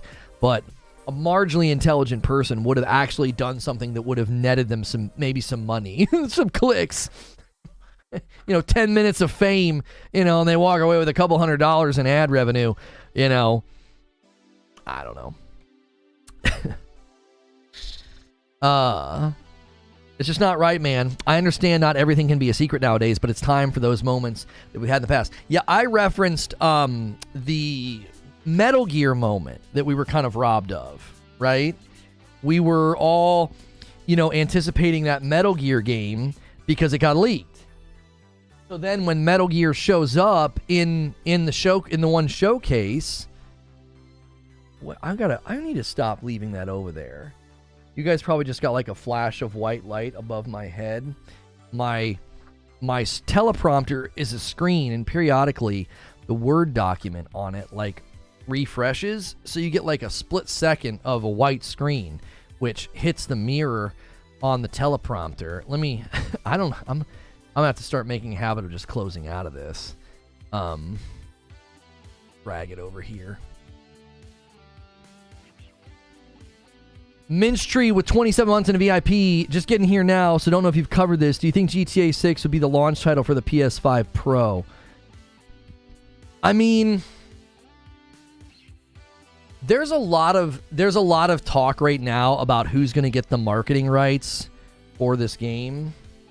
I'm going to be straight up honest with you, because this is going to get turned into a console war fight, guaranteed. I don't want to have a console war fight. I want to talk like adults. I think thinking persons that analyze the market right now and the trajectories and what's happening this year and what's likely to happen next year, I think thinking persons would know that PlayStation has a stronger play at the marketing contract. There is no Pro? Yes, there is.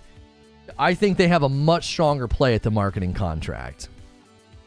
They likely already have the marketing contract. That would be my assumption. So, just, it's just that's where the market seems to be going. They had the marketing rights for 5. Yeah, if they had the marketing rights for 5 and the current trends of the hardware saturation is where it is, I think they have the much stronger play for the marketing rights. What that means is, yeah, I could see some of the marketing wrapped up in haptic, DualSense features, and also stuff that's specific to the PlayStation 6. I'm sorry, PlayStation 5 Pro. It would be a Pro seller for sure. Yeah. I could 100% see that being an aspect, is that they would say, look, man, if the rumors are true about the PlayStation 5 Pro, we already know the PlayStation 5 Pro is coming because it comes from Tom Henderson. Tom Henderson told us that the Portal was coming, the PlayStation Portal. Everybody said, there's no way, that's stupid, this guy doesn't know what he's talking about. And he said, when the PlayStation Portal was confirmed, he's like, maybe I should drop the specs for the PS5 Pro, since y'all doubted me. The PS5 Pro is coming, and the rumors are it's going to accelerate ray tracing. Well, if there's something that I see in this game that would really help it, it would be having a console that can do more with the lighting, because there's an awful lot of lighting in this game that looks ridiculous. So there could be a ray tracing performance mode on the PS5 Pro that gets you 60, gets you your ray tracing, and looks phenomenal, and that would be a pretty big win, especially like what Vithar is saying. You sell a PS5 Pro GTA 6 bundle, it would be nuts. GTA 6 on the PS5 Pro will really separate the ecosystems in the public's eye. Right, now there was an article this morning that I read from Jez Corden at Windows Central, and I did not agree with his take, but I want to represent his take fairly. His take was that there is, according to Satya Nadella, an increase in engagement on the Xbox, even though there's been a decrease in console sales. I believe he's misinterpreting this. I believe what Satya is saying is there's an increase in engagement, which means people are playing more and doing more. That's likely related to things like Starfield and Game Pass having growth patterns. They also had a big boon of, PC Game Pass in Japan. So Satya is saying they're having an increase in engagement. This is how Jez interpreted it. Jez interpreted it as meaning that means there's a ton of people still playing on old gen Xboxes. And he builds on that premise to say that when GTA 6 comes out, the Xbox Series S could be a very winsome offer for people who have been sort of waiting to leave old gen, and they'll all of a sudden sort of flood the Series S. I don't agree with that at all. Number one, the market is clearly not responding to the Series S, and there's been plenty of opportunities to, with Modern Warfare 2 being a huge and massively popular title. We know that Call of Duty is very popular, not as popular as GTA, but it's very popular. And it didn't suddenly cause a bunch of old gen Xbox users to flood the Series S with sales. So number one, I don't agree with his interpretation of Satya Nadella's comments. And number two, I think that faulty premise leads to also, even let's grant the premise that that's what Satya means, that there's still a ton of Xbox users playing on old gen consoles. I don't think that means they come over to the Series S. If anything, the slowdown in Xbox next-gen console sales and the increase in PlayStation 5 sales, to me, looks like community migration. I believe people are migrating from Xbox to PlayStation. I believe that's why they're marketing remasters and remakes, because they have a whole swath of brand new PlayStation customers that are going to fill their digital library with those games. So I actually think that what you guys are saying, I find more compelling, that the PlayStation 5 Pro will land and Sony will get the marketing, and that's going to be the big push, is this game's going to look the best on the PlayStation 5 Pro. That'll be a console mover. You want to try to get people to buy a Pro, that's how you do it. You do it with a game like GTA. And I don't think you would see people responding to the Series S simply because of GTA. If they didn't respond to the Series S because of Call of Duty Modern Warfare 2, then I certainly don't think that GTA is going to be any different. Yes, people who have been waiting to upgrade are going to upgrade to the system running their favorite game at 30 FPS and worse graphical fidelity. Makes perfect sense, totally sound reasoning. I think his reasoning was more built around price than performance, Eugene. His argument was, if they've waited all this time, they're going to try to save as much money as they can. I think he was also speculating that he might not have said this. I don't want to put words in his mouth, but it also might be assumed that the Series S is going to get cheaper by then. So, again, I think the entire premise of the article is a faulty premise. I don't think that's what Satya Nadella meant when he said that. Oh, we're having an increase in engagement. Interpreting that and being like, oh, there must be a ton of people on old-gen consoles still playing.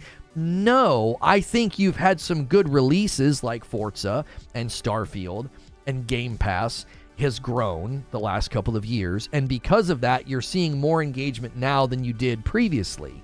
That doesn't mean you have all these people like sort of sitting around waiting to buy a next-gen console. And again, if they were going to buy a next-gen console, at a low cost because they really wanted to play a brand new hot game, I would imagine Modern Warfare 2 would have been a system seller. And if someone's like, well, it's not a system seller because it's not on Game Pass. Grand Theft Auto ain't going to be on Game Pass, so that also would then be a hindrance. If that's a hindrance point for that ecosystem, then GTA is not going to be on Game Pass. There's no way. There's absolutely no way a game of this size and prestige would ever go on Game Pass. It's like it's a bigger Call of Duty in many respects. It's a bigger Call of Duty, and Call of Duty never went on Game Pass because Activision thought the same thing. They thought that's antithetical to us making tons of money.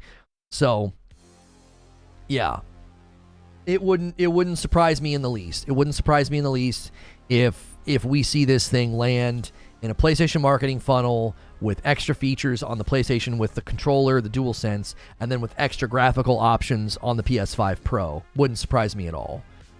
That would be a pretty strong power move by PlayStation. And it makes sense in the timing. It would just line up really, really well. A lot of the Xbox gamers are still in the ecosystem, but they migrated to PC. That explains lower console sales, but higher engagement. That's also true, Dark City, that they have more opportunities to engage in the ecosystem without buying the console. That's also true. They've had a pretty good growth of Game Pass on PC. And that could be an increase in engagement without needing to sell hardware. Oh, buddy, doesn't that dovetail with what we talked about recently? That if they're seeing increased engagement without the need to sell consoles, what do you think that means. Like, that's right in line with some of our coverage recently and what we think Xbox is probably going to do. To be fair, they have a trailer out and there's nothing about Sony. You mean closer to release? Well, announcement trailers, a lot of the times, especially Rockstar is going to push out the announcement trailer themselves. If Sony has the marketing contract, you will start to see trailers, or like a DualSense trailer or something like that. You'll start seeing PlayStation do that. You'll start seeing PlayStation publish a blog. Also, if Sony's a part of the marketing contract, it still might only be on Rockstar's channel. They would just put the Sony stuff inside of it. Let me actually see how they handled GTA 5. Let's look. So if we go to the official gameplay trailer of GTA 5, I'm looking to see. Yeah, there's no PlayStation anything in it. So what we would want to do is go to the PlayStation channel and see, were they able to do anything with Grand Theft Auto historically. I felt really bad for The Last of Us Remastered Rogue Mode. That trailer hit right before the Grand Theft Auto one. Yeah, so 9 years ago, the Grand Theft Auto official launch trailer released. So there's a bunch of Grand Theft Auto trailers on PlayStation's channel. And those have the PlayStation little, blazon on it. And so I think that points to the fact that they were marketing it. I guess the question was, did Xbox do the same thing? Going to go to the official Xbox channel.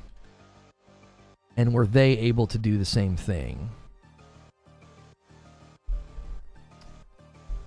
Yeah, they have the same thing. I don't know. You guys might have been incorrect about PlayStation having the marketing rights. I'm seeing Grand Theft Auto 5 trailers on Xbox's channel. The official trailer. Oh, this is just a reposting. And then they just only put the Xbox 360 on the end card. I don't know. It looks like both companies had the marketing rights. Are you guys sure that PlayStation had the marketing rights to Grand Theft Auto 5? It doesn't seem to be the case. It seems to be that both... It seems to me both PlayStation and Xbox had marketing rights, or that Rockstar had an open policy that like anybody could put out trailers. I don't know. It does not seem like they were rigid with it at all. Both PlayStation and Xbox's YouTube channels, they both have official trailers 9 and 10 years ago. So if there was a Grand Theft Auto 5 marketing contract, Sony, let's see if there's any reports on this, because YouTube's not the be all end all. Makes you wonder if Sony has the marketing rights for GTA 6. Oh, they put Grand Theft Auto Online on their banner on YouTube. Yeah, that's too much. Now, this is a report 4 days ago from Sportskeeda. GTA 6 marketing rights will reportedly belong to PlayStation 5. According to former Ben Studio developer Alex Smith, PlayStation will oversee the marketing of GTA 6 on the PS5. So, I'm not seeing any indication that GTA 5 was marketing rights to PlayStation. I'm not seeing any reports indicating that. So, you guys might have to do a little bit deeper deeping than I'm doing, but I'm not deeper digging. Oh my gosh, what in the world? Digger deeping.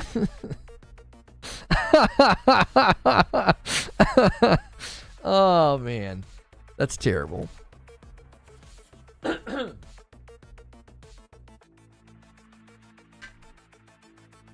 So, nothing confirmed about GTA 6 and PlayStation marketing.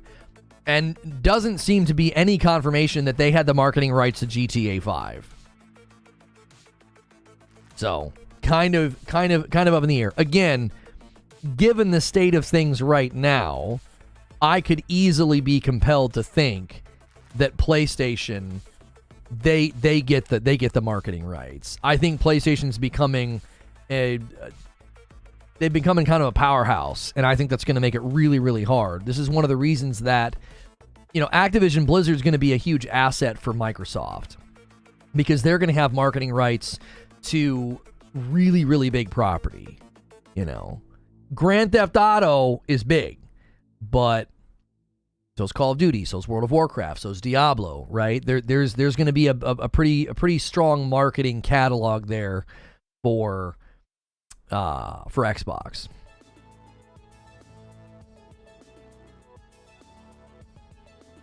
Blame Discovery and Warner. What's DS saying? Off topics. Any thoughts on PlayStation removing shows that were purchased at end of December this year? Yeah, I mean, I didn't look into that because it looked like it was just something that Discovery and Warner were doing. They were pulling shows. So, what's PlayStation supposed to do? You know? You're going to get mad at Netflix when NBC pulled The Office from Netflix? I mean, companies have been doing that left and right. You know, Netflix got eviscerated when all the Marvel stuff got pulled, and then when NBC pulled The Office. It sucks, but what are you going to do? You know? That's the era that we live in, is the lack of, the lack of digital ownership is, it's a problem. Where you'll pay for something like that and then one day it's just gone. Brett Williams with 7 months. There's already a lot of chatter around GTA 6 being PS5 timed exclusive. Any idea where that's coming from? Doesn't seem plausible. No, not plausible. Won't happen. No. They made it pretty clear. It's not coming to PC. Right? It's not coming to PC. We have it right here. Tom Warren tweeting.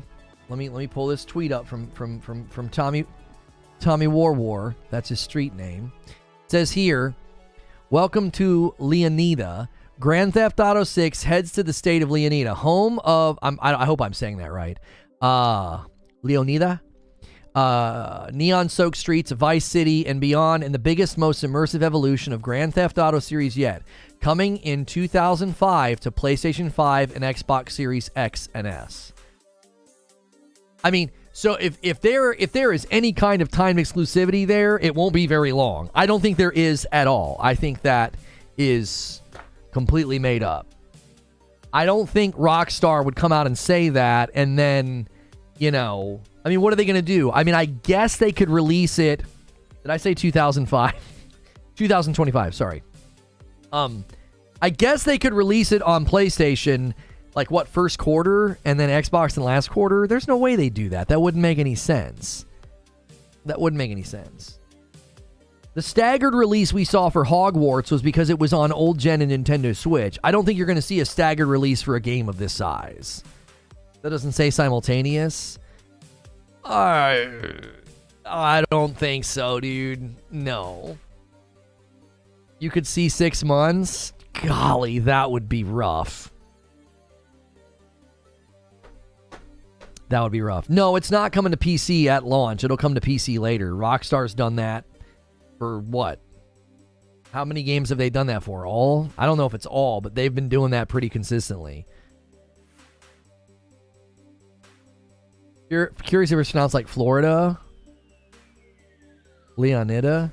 Florida?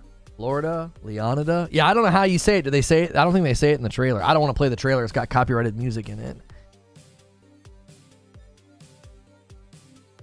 I don't know. It could be.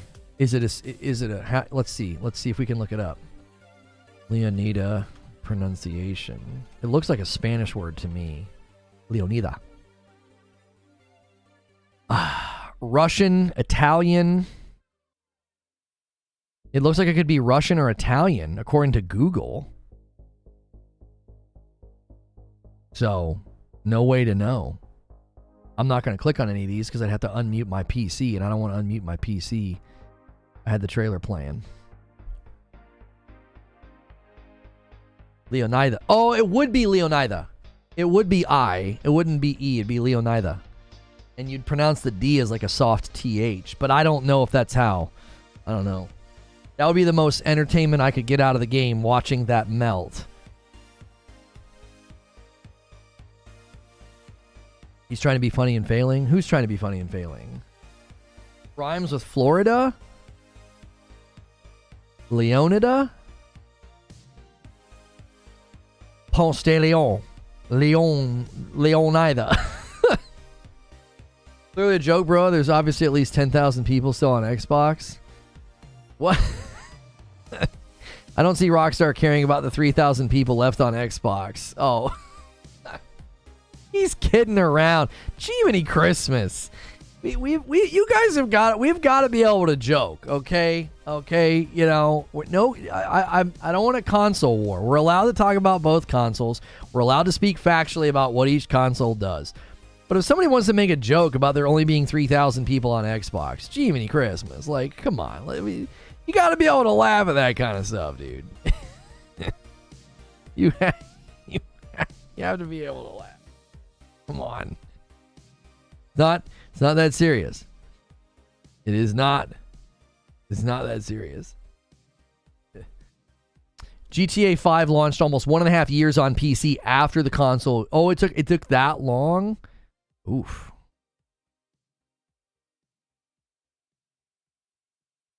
What if the release is staggered because of the Series S?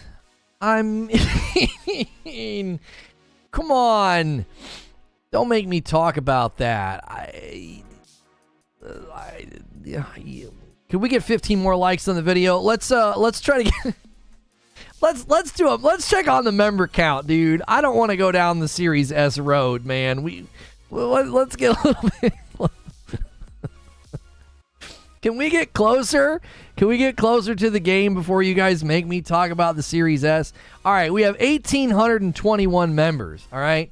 Let's focus on let's get 100 members a day, and let's get 100 members tomorrow. Let's set the stage for December. Let's get 2,000. Come on, let's have a little bit of a member push right now. Let's go. I'll owe you guys 20. My members count for the incentives.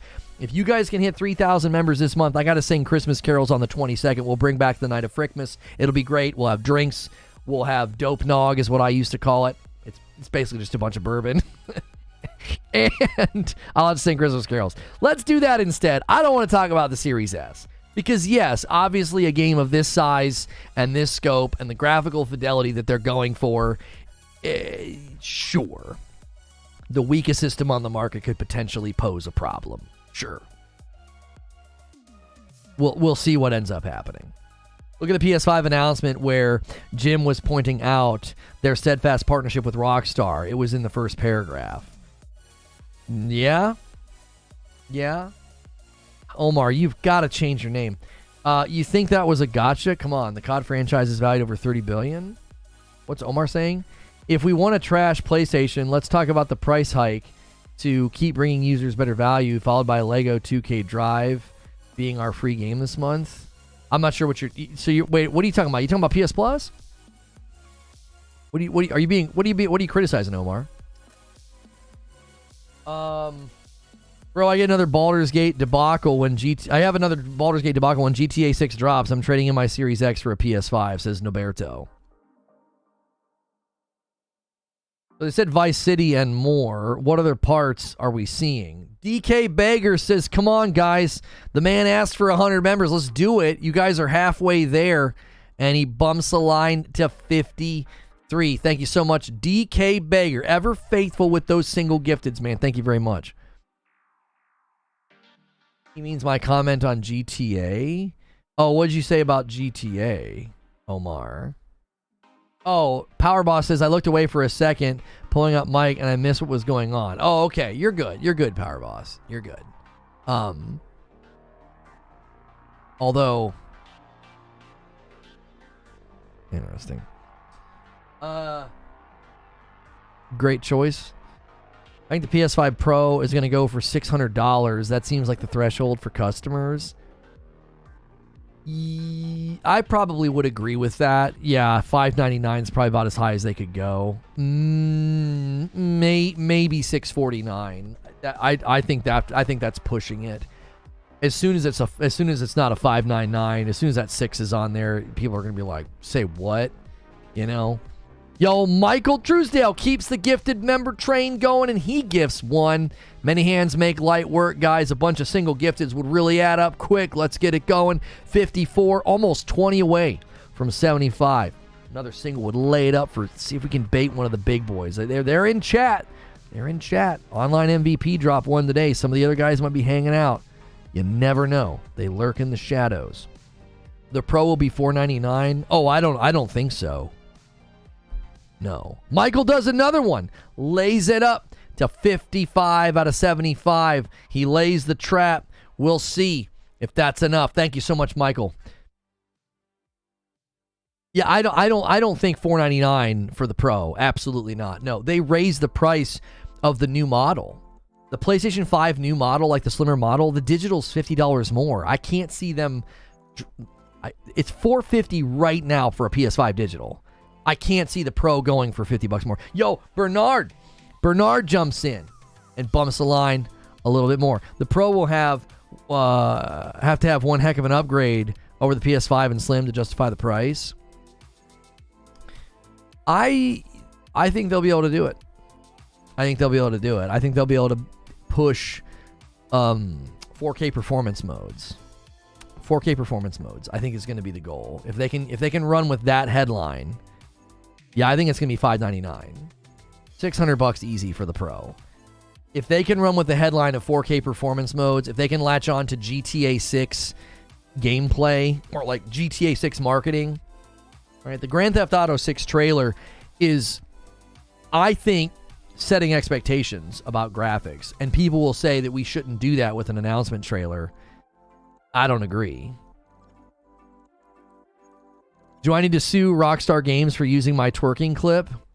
Wait, did you clip it, or is it you twerking? Like, which is it? We would need to do some scientific research here. Just kidding. There's tons of things referenced in the trailer. The person twerking on the car, the alligator in the pool, the alligator in the store, the woman with the 2 hammers. 5 gifted members comes in from Killer Delta, getting us a little bit closer. We're trying to get 100 today and 100 tomorrow. 61 members already. Thank you so much, Killer Delta. Keeping it going. 500 to 550 because they'll sell the drive separately. For the Pro? No way. No. I think when they raise the price of the digital, they're letting us know what's coming. They're going to act like Apple. They're going to be like, do you honestly think if they price the Pro at $600, it's going to hurt its sales at all? Like, they know what they can charge that. They're 100% going to start acting like Apple. They're just going to have higher prices. Guaranteed. When they took the vertical stand out of the box and charged $50 more for the digital, I do not expect the Pro to be at $500. I expect it to be at $600. I wouldn't even expect them to do much with the other prices. I just wouldn't. I'd probably just leave them at the same price. $550 for the digital. I'm sorry, $450 for the digital, $500 for the one with the drive, and then $600 for the Pro. It will have the same detachable drive. We have seen the pricing already. Okay, so $550 for the Pro and $600 for it with the drive. There'll be a Pro digital for $550. It'll go $450, $500, $550, $600. It'll just stagger up every time. Yeah, K the Barbarian saying the same thing I'm saying. Moving units is more important. Have they struggled to move units at all? They just raised the price of the digital. Like, I don't think they're struggling to move units. I think them raising the price on the digital is a sign of they have zero problem charging top dollar. They don't feel any pressure from the demand of the product to lower prices right now. We're 3 years into the life cycle of the console, and they're like, we're raising the price on the digital. The Pro digital will be $550. Pro with the drive will be $600. Guaranteed. Sony always has sales. They've not done any sales on the PS5. We're 3 years in. When have they done a sale? They didn't raise the price of the digital. How do they not raise the price of the digital? If you want to go buy a PS5 digital right now, it's $50 more. It's $550. It's $50. I'm sorry, it's $450. It's $50 more than it was. Even though I'm not all excited for GTA, you're not excited it'll follow the same route of the PC delay as it did with 4 and 5. Maybe the reason for that delay is for the NVIDIA 50 series to catch up. Your thoughts? I don't know if Rockstar has ever made these staggered decisions based on what's going on with PC hardware. They've never really, have they ever come out and said, I Googled it. I could not find any instance of them saying, here's why we staggered to PC. Adding a detachable drive interface and charging more for it isn't raising the price of an old model. Well, I didn't say they were raising the price of the old model. I was saying they're raising the price of the PS5 digital. When you go to the market right now and you want to buy a PS5 digital, it's $50 more. Trying to tell the consumer, oh, but there's an optional drive. How you think that matters to people who, for how long, have been trying to get a digital? That feature doesn't matter to so many of the people that want a digital. Google confirms double the performance for PS5 Pro chip, but similar for NM node. So SoC will be more expensive than the PS5, larger die. So I'd expect higher price for the Pro. Like, all the people that were buying digitals up to this point don't give a rip about a disk drive. So being like, it's $50 more. Why? Well, because you could add a drive later. Huh? And if I add that drive later, it's going to cost me more money? Like, why wouldn't I just buy the one with the drive included? It's actually cheaper to do it that way. Yeah, we're not going to see eye to eye on that. We debated that whenever we covered this the last time. At a technical level, you're correct. Consumer perception level, it's $50 more for the digital. 4 nms, 4 nanometer. Oh, okay. Consumer perception is it's $50 more for the digital. And if they're interested in the digital, charging them more money for a feature they have no intention of using and had no intention of using earlier this year when they were maybe trying to get a digital, right? They're always going to Target and check-in or whatever, and they can't get their hands on a digital. Now they're finally digital's around, and they're going to pay $50 more for a feature they're not interested in. They're like, I download my games. I don't buy physical games. This is not a benefit to me at all. There weren't that many buying digital, and there's no such thing as a PS5 digital anymore. There's only one PS5, and it's $450. Yeah, again, we all get a little pedantic here. I just think you're being lawyery pedantic about it. Like, the consumer doesn't care about that. From the consumer's perspective, going to a store and buying a PlayStation 5 without the drive, that's a digital PS5. And they're like, it's $50 more. And I don't know what the disparity of the sales was between the disc drive and the digital. I don't know what it was. But aren't they calling the PlayStation 5, isn't it the digital version if you try to buy one right now? Okay, I'm going to their website. I'm going to the console. All right, let's see what they call it. You're saying there is no PS5 digital. There's only one PS5. All right. I hate these types of websites. Just let me go buy one. What is this? I just want to buy one. I don't want to learn more. I want to buy one. Do they not have them like listed? It's like I scroll and I scroll and I scroll and it's just all this fancy stuff. I just want to see the two. I just want to see the two PlayStations. That's all I want to see. Okay. 3D audio, yay. Choose how you...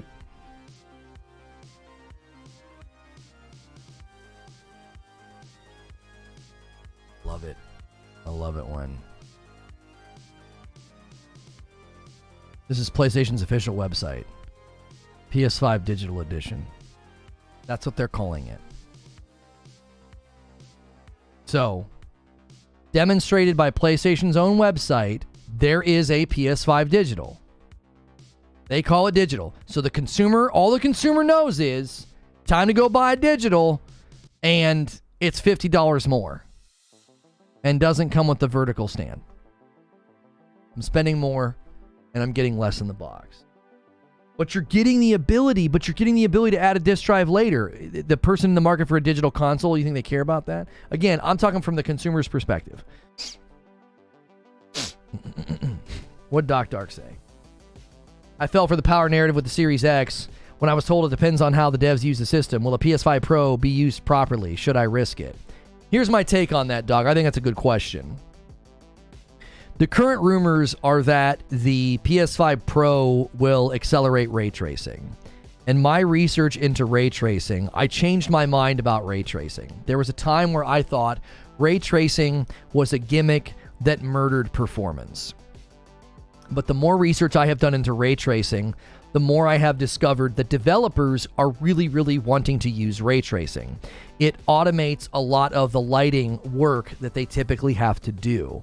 So it automatically places the path of the light and the shadows and the intensity and all of that. So ray tracing is growing in popularity with developers purely because of not just how good it looks. It's multifaceted. It looks great, but it also helps with development efficiency. So if that is the case, if we accept that that's the case, that developers are wanting to do more with ray tracing, and if we listen to Digital Foundry when they say currently the full suite of ray tracing is not being leveraged by the consoles, you can't do it on the S, and the PS5 and the Series X don't even leverage the full suite. If PlayStation, as they did with the PS5, if they've spoken to developers about what they want, and they developed a pro unit, and the pro unit says, hey, you can do more with ray tracing, that will be appealing to developers. It's why I said in a previous video, I believe the PlayStation 5 Pro will be market disruptive. It's going to cause a magnetism to the PlayStation platform for developers specifically. I actually think this generation of PlayStation is going to cause a slant toward building games for PlayStation first. Not just because they're dominating the market with saturation, but because they listened to developers. And if developers know, this is a double whammy over here. We get to develop for a console that we can do more with ray tracing and make our game look great, and they also have done an amazing job saturating the market. So we're more efficient, our project comes to market faster, and we're selling to a larger share of the console market. Oh, and PlayStation owners buy games in large numbers. Like it's a very winsome offer to a developer. Now you contrast that to, do you want to develop your game for PC? Yeah, maybe porting to PC seems to be a struggle for a lot of developers. It seems to be a struggle for certain engines. Capcom seems very good at it. The Decima engine seems to be very good at it. Insomnia's internal engine seems to be very good to come to PC. But some companies and some developers and some engines seem to struggle with bringing their games to PC. Narrowing your development to one platform that allows you to do more with ray tracing and has done an excellent job saturating the market, I believe is going to be very winsome, and developers are going to flock to PlayStation. You're going to see a lot of second-party relationships, a lot of partnerships with PlayStation going forward. That's what I think, because of the hardware alone. And I think Xbox put themselves into a tough spot because developers have to spend more of their precious development time and budget, which means their project comes to market late or later to develop and to make the game look worse for Series S. Like, that's not winsome to a developer. Do you want to take longer to bring your project to market while also making it look less than ideal? You want to do that? Like, most developers are going to say, no, I don't want to do that. You're extending the life of the project, and we're going to make our game look worse. Now, see, I'll say all that, and I'll have all that nuance, and I'll walk all that out from the developer's perspective, and what you will be told is that I bash on the Series X and I bash on Xbox. Everything I just said is factual and research-based.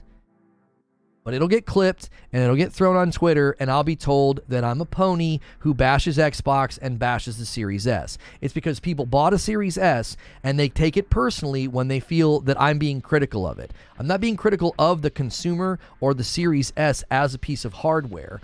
I believe Xbox made decisions that maybe they didn't have another choice. Even Jez Corden seems to think that they faced some kind of a raw material shortage that led to them having to do this, right? And because of that, they're now in a situation where their platform is unappealing. It's unappealing to the consumer. It's not doing well in its sales. They constrain distribution. And I think PlayStation is just more winsome as a platform to developers.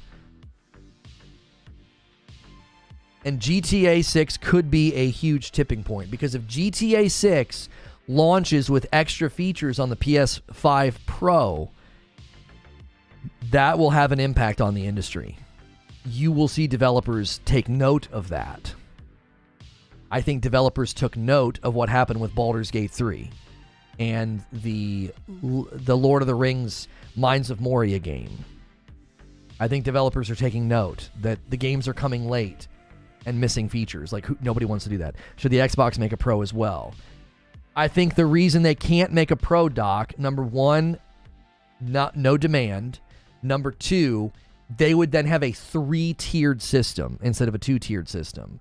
Like, PlayStation's going to have a 2-tiered system, and the upper tier is able to turn on more things like ray tracing, or maybe like a 4K performance mode. So you get the 60 FPS, but you can also turn on 4K and ray tracing. Like, that's going up from the current floor. Like, PlayStation 5's current floor is very good. If you look at games like Spider-Man 2, the floor is excellent, and being able to go up from there is fantastic. To suddenly have an Xbox Pro in the mix and be like, well, you can go up, you still have to go down first. That's the problem. Every time you approach the Xbox console ecosystem as a developer, you got to go down before you can go up, making the Pro a non-starter at that point. Now you got a 3-tiered console, and the console itself probably wouldn't sell well. Not only that, they'd have to allocate raw materials to it, and they're not doing that. They're allocating more raw materials to cloud because console has been devalued. We had this conversation yesterday. The future of the Xbox console is a cloud hybrid. I believe that. They've basically made that clear with their own internal emails and their own hardware strategy. I think there's hardware coming, and I don't think it's going to be like a Pro, and I don't think it's going to be stronger than the X,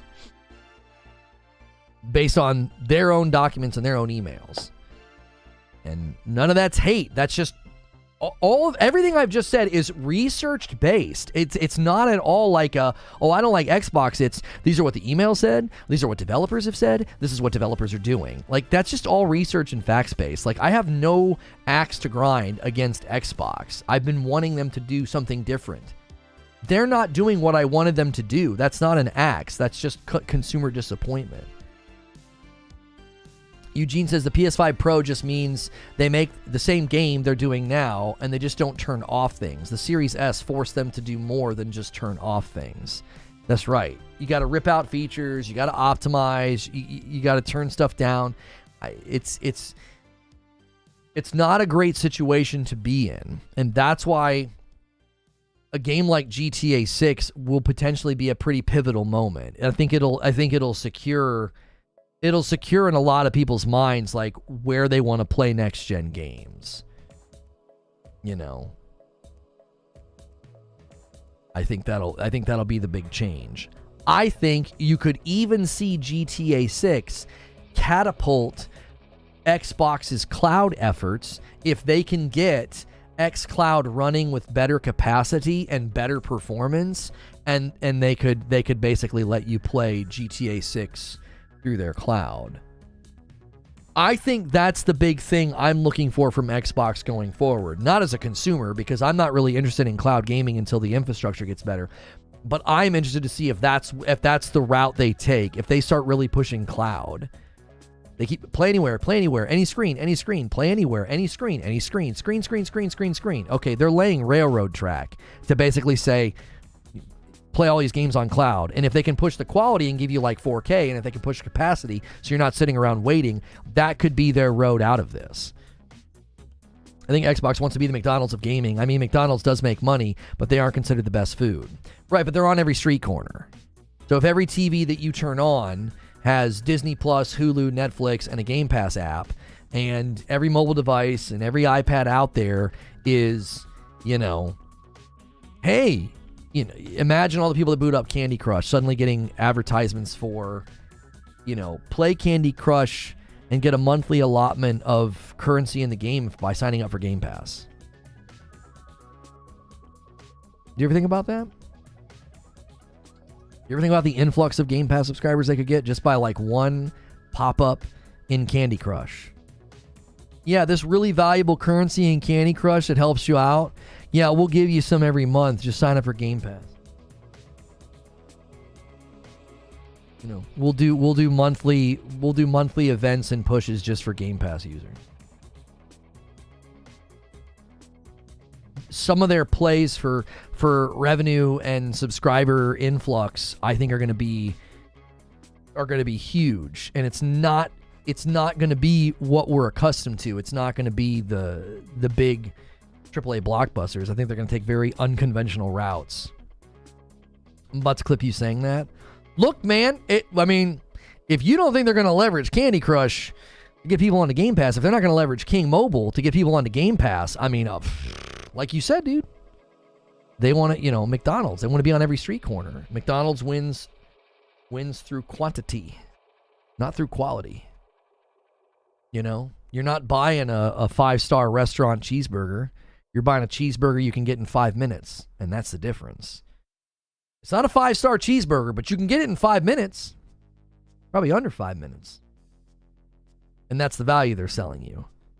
And I don't think that's necessarily a problem. It's just a matter of what type of consumer are you? And that's where you're going to land as a consumer. And so that's why it doesn't have to be personal. So a lot of times when this topic has come up and I'm saying things like, I feel like the Xbox brand is leaning away from me. That's not like hate or bashing. These are my values. These are the things that I look for. You're not doing those things. Like after The Crown, I'll probably cancel Netflix for a while. Why? Because Netflix isn't giving me what I want. There's better programming and shows at other places. I wouldn't be surprised if, Netflix gets scooped up by somebody. Oh, I'm going to clip you reading my quote, then I'm going to say it was you. Excuse me. They be clipping you like crazy? I think it's unavoidable when people approach things from their emotions and they struggle to come in and have like a charitable back and forth like an adult. So they resort to childish and degenerate tactics. Like, that's just not surprising at all. That's a tale as old as time, right? Food analogy was how I found Lono, if I'm not mistaken. No, that's not true. I can't believe you forgot how we met. We met because I reacted to one of your videos. And somebody mentioned you on Twitter. I believe it was 809 Lion mentioned you on Twitter and said, you got to check this out. And you liked my reaction video. That's how we met. Somebody put your video across in my Discord or something. And they're like, you'll like this video. You were being hard on Xbox about something. You said something about having the testicular fortitude to launch Starfield at 30 FPS. I think even back then, we were brothers in arms in that agreement that like you better not launch this game at 30 FPS. Like we were in agreement all the way back then that was going to be a problem. I saw people discussing that last night on Twitter. I saw Odie and some other people discussing that like they don't think that this game's going to run at 60 FPS. And I'm like, what? I was like, I don't know about that, dude. I don't know about a mainline Rockstar game launching in 2025 and being like, yeah, with no performance mode. Should all Xbox fans just switch to PC? If you value performance, yeah. I'll tell you what, Doc. You know what the final test case is for that question? What game? What game do you think is the final test case for that? Whether or not you should just start playing on a PC, build a PC that's decently strong and can run games at 60 FPS and look pretty. What do you think the test case is? There's one game left. One game left that'll push me to PC entirely. Starfield did it. And I got one foot out. I'm leaving. I'm out the door. I'm done with this platform. Right? I'm just going to go to PC. There's one game left. that might convince me to continue to play games to continue to play games on my Series X. There's one game left. What game do you think it is? It was Starfield? No. They got one thing left in the chamber. Yes, Hellblade. Hellblade 2. Correct. Those of you that said Hellblade are correct. If Hellblade can look beautiful and hit 60 FPS, if it looks next gen, if it shows off the world's most powerful console, then okay, cool. All right. You still got me.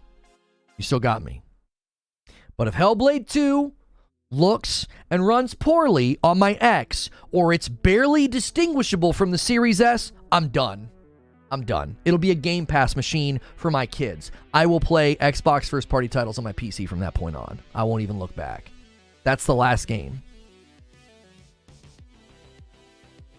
That's the last game. After that, I will be convinced that my Series X is pointless. It'll be pointless at that point. I'll be like, what's the point of this?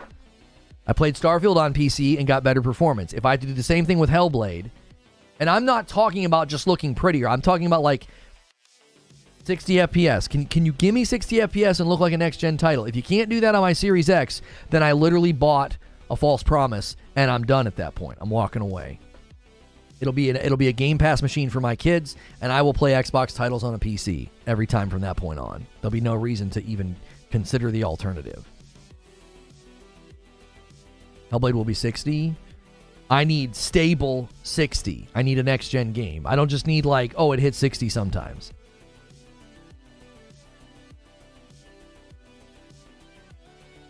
Science student says, should I invest money for GTA 6 and PS5 or in a PC upgrade, or should I wait till the PS6?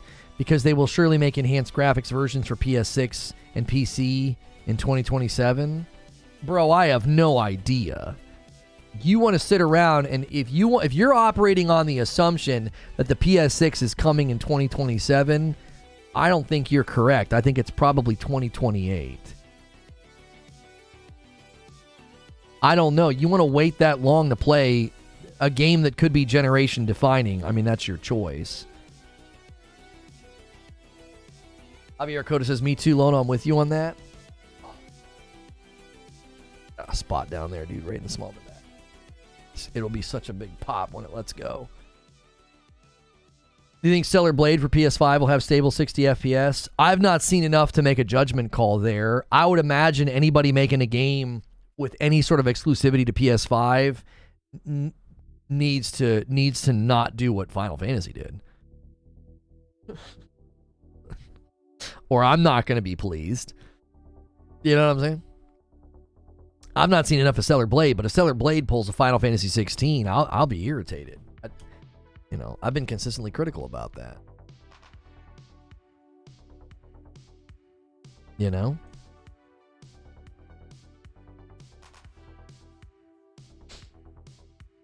If I pick performance mode, then give me performance mode. Like, it's that simple.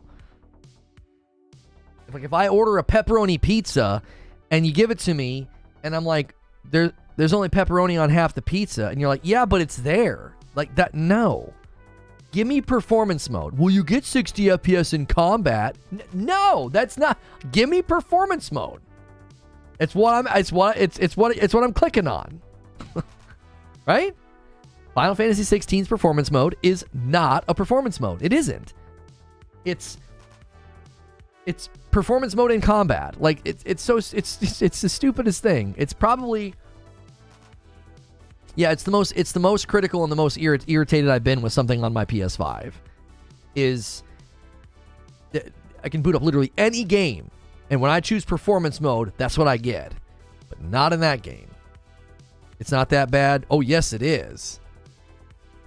Oh my gosh, it is. You come out of combat and it feels like something happened. It feels like something's wrong. When I go into a town, it feels like something is wrong. It's bad. It got worse in the second part when I got into the new area. I was like, this is terrible. Anytime I go to town, I'm like, ugh. It's truly awful. If it doesn't bother you, great. If it doesn't bother you, great. It is super noticeable. And if you like performance mode and that's how you play every game, it's dog water, dude. It's like, ugh. Like, I can't stand it. Like, I was tolerating it because I was enjoying the game a whole lot. But you play around 30 hours of Spider-Man, you're going back to that game. It's terrible. It's terrible.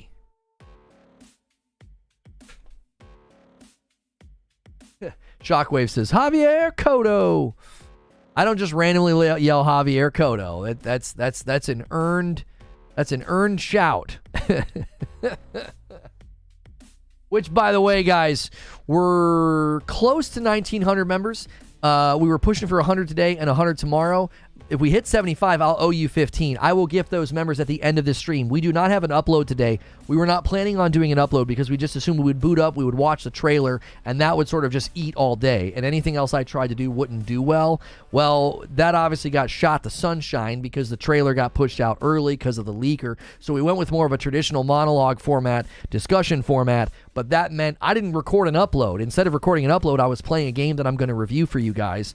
And so this trailer broke and ruined my evening.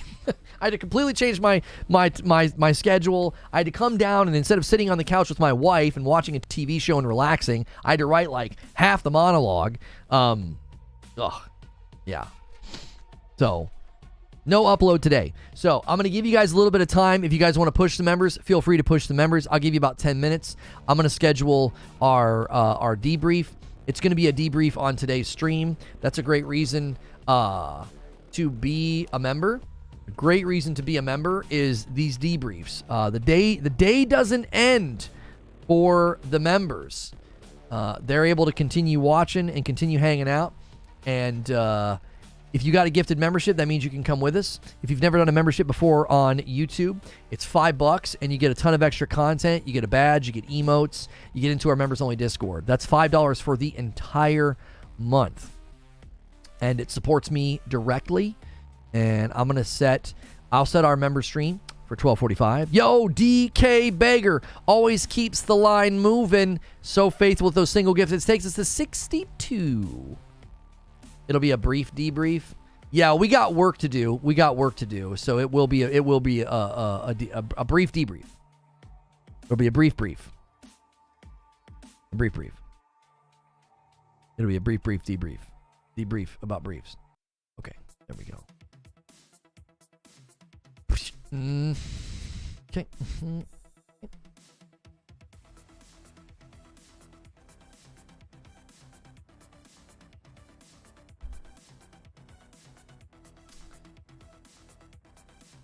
What's Steam's pushing complete edition? They don't have a date yet. Holding Joker Quinn, another faithful single gifted member, jumping in, help these guys out. Do a little final push here. Single gifteds make a quick train. Thank you guys very much. Just cancel the debrief and go to writers.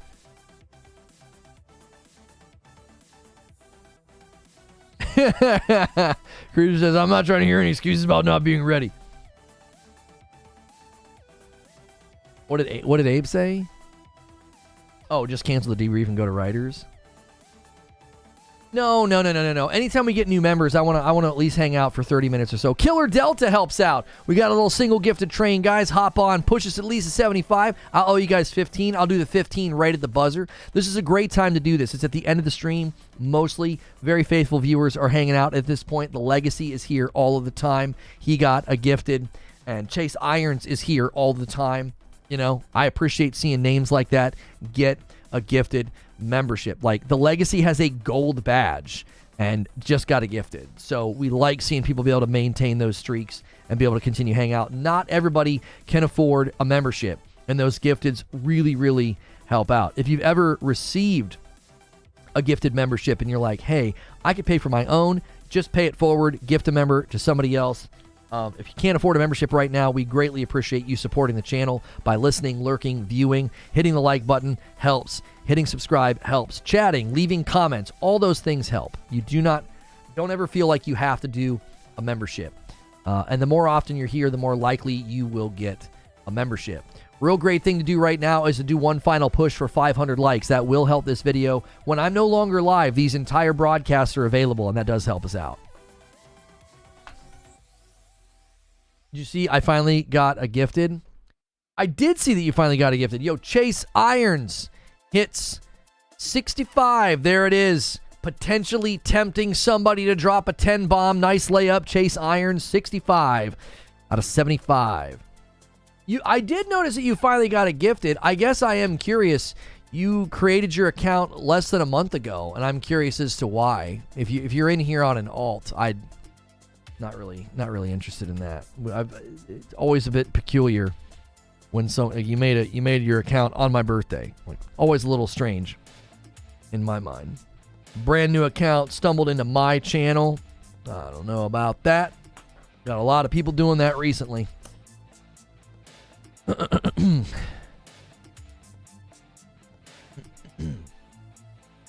GTA trailer was running on PS5 Pro. No. That trailer was in engine, likely fully rendered on a not a PC, but on like a dev kit. I don't think it was running on a PS5 Pro dev kit. I had the brand account thing going on. Oh, I remember that. Okay, that's a valid answer. No, that's a valid answer because you were around for a long time, and I was like, wait a minute. I know for a fact we interacted before November of this year, so it kind of made my alarm bells go off. I was like, wait a minute. I know we've interacted before now. What's going on here? Clearly was an in-engine trailer. I've been here since you started doing the Starfield stuff. That's what I was going to say, but I thought you had a membership before. I feel like you've been in members-only content before. Which, again, it's like, it always a little curious, like, how that sort of a thing happens. You already know PC users will get the early release copy because they are the real gangsters. Copies of Grand Theft Auto 6, which is not launching on PC when it launches? What do you mean? Launching on PlayStation 5 and Series X and X consoles. It's a Rockstar release. It's just staggered on PC.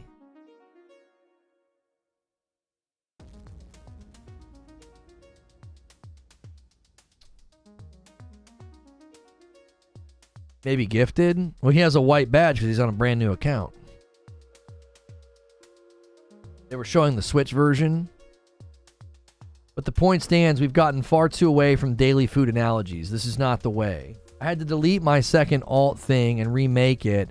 I did that when you mentioned it to me back on your birthday. It took me a minute. I had to delete what I had. I was trying to combine them. Yeah, like I said, I thought you had a membership before. I remember interacting with you in members-only content. Unless I'm going crazy. Maybe it was somebody else. I thought for certain. All right, guys. In 3 minutes, I'm going to gift the 10 members that I owe you. If we get 10 more, if we get 75, I owe you 15. I will do 15 members. I do 5 every 25. You guys have 2 minutes now. 2 minutes. 70 million on a video. It's currently sitting at 77 million views. It's nuts. It's absolutely insane.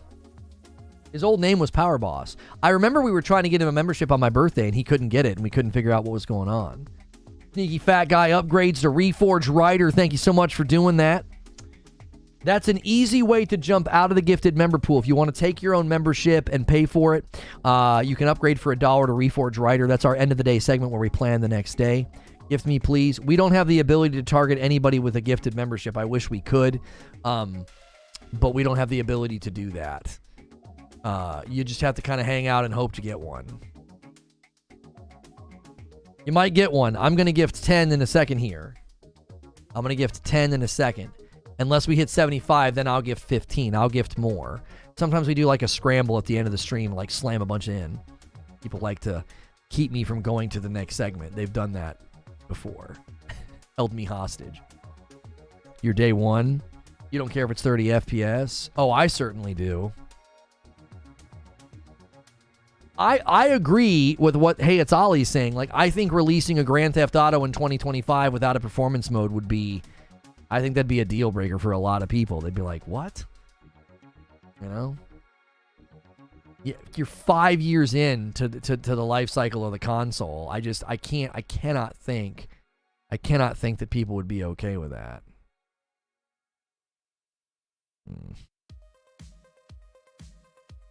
Dude, they're doing that again. They're doing that again. They're putting a scheduled stream in front of so many people that they can't do that, man. The scheduled stream should not be put in front of people before I'm live.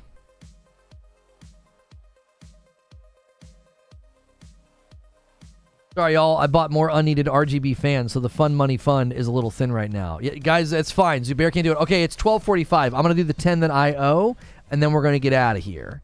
So if you get one of these gifted memberships, you can come with us to the debrief that we're about to go to. Here comes the $50, 10 gifted members that I owe you. Boom. There you go.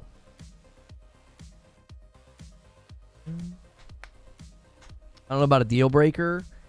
The way that Gotham Knights was treated, the way that Redfall was treated, the way that Starfield was treated, dude, I don't think a Grand Theft Auto would weather that storm very well. I think people would be ticked off. I think they would be ticked. So your debrief on the homepage, not this. It's so weird.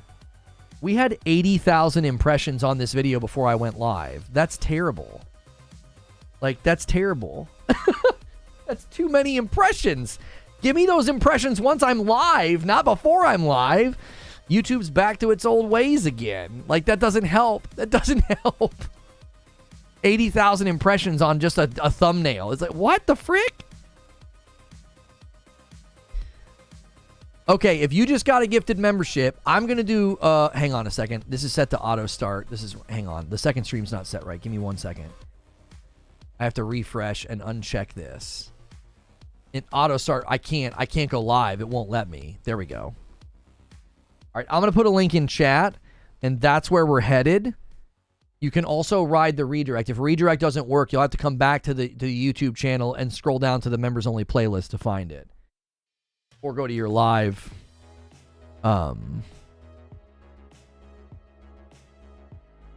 What's Creature? You better check your boy before we get in free members. What? What are you talking about, Butters?